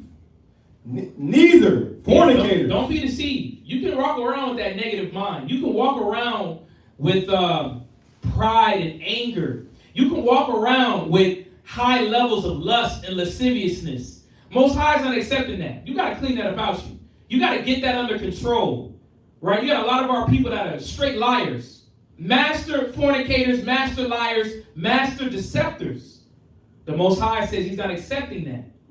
Go ahead. Neither fornicators, nor idolaters. Come on. Nor adulterers. Read. Nor effeminate. Read. Nor abuse. Nor what? Effeminate. There's no sodomite or bati boys or sweet peas men entering into the kingdom. All these men that's walking around with twitches, fingernails, lipstick on their face, makeup, right? Eyes done, wearing thongs underneath their pants, right? You walk around in pumps in the dark night, you're not making it into the kingdom. You need to repent. Right? Doing all that foolishness, man. Right? Effeminate. Again, pornography. You looking at another grown man. It's feminine. It's nasty. It's sodomitish. God. Put it down. Resist the flesh. The Most High is not accepting that. That's why Paul said, don't be deceived, you Corinthians. Clean up. Read. Nor abusers of themselves with mankind. Yeah, no abusers of themselves. All that fornicating. Nasty walk. All that diddy activity. Brutish behavior. Go ahead. Nor thieves, nor covetous, nor drunkards. Right, you can't be an alcoholic. Right? You a priest, you a pastor, but you smoking weed on the low. Right? It looked like a crack pipe. It was that one pastor, nah, it's just a little weed. Somebody caught the pastor in the back with the pipe. He said it was some weed. It shouldn't be nothing. You shouldn't be smoking anything. Go ahead. Nor revelers. No revelers, right? You always want to turn up, have a party. It's a diddy party. You waking up, don't remember. Body hurting. Go ahead. Nor extortioners. Read. Shall inherit the kingdom of God. Y'all hear that? They're not inheriting. Go ahead. And such were some of you. And such were some of us. We was turned up, man. We was at the diddy parties. Some of us held them. Styles Diddy. You know, I don't think about it was around Diddy. But it says, but such were some of you. Because we were what? Influenced by the Gentiles. We were influenced by the Greeks. Go ahead. But ye are wise. But ye are what? But ye are wise. What does that mean? We're refreshed by the wisdom and knowledge of our salvation, of who we are, coming back to our heritage. Go ahead. But ye are sanctified. Go ahead. But ye are justified in the name of the Lord Yahushua. We're justified by our faith and works. Go ahead. And by the Spirit of our God. But this is the point, though. A lot of us had to do what? We had to take off. We had to abandon the spirit of what? The Gentiles, the Greeks. So we're starting to understand is that as we read about the influence that the Greeks had on the Israelites, is that they were trying to do what? Pull us away from our gods. Take us away from our heritage. And we see and get a clearer understanding of what Paul's mission was to clean up brothers and sisters that were swallowed up amongst the Gentiles. Do we see that? God. I mean, we had a few more, but we'll come back next week, right, to finish up that portion of the class and to go into the next. So, again, we're trying to, we had a request for a Hanukkah class, but I wanted to give a quick overview of where it all started from. It starts from the Greeks now being put in authority, given the dominion to rule the earth. But what did they do? They fought to assimilate the Jews to their ways, right? They forced Israelites to now become Greeks, aka Gentiles, i.e. why Paul calls Israelites Gentiles, or Grecians, or strangers. So, brothers and sisters, Tawada, for joining us for this class. We will be back next Thursday, Most High willing, to start off that Feast of Dedication, Feast of Lights. VA will be live tomorrow. With that, we're going to say shalom. Shalom.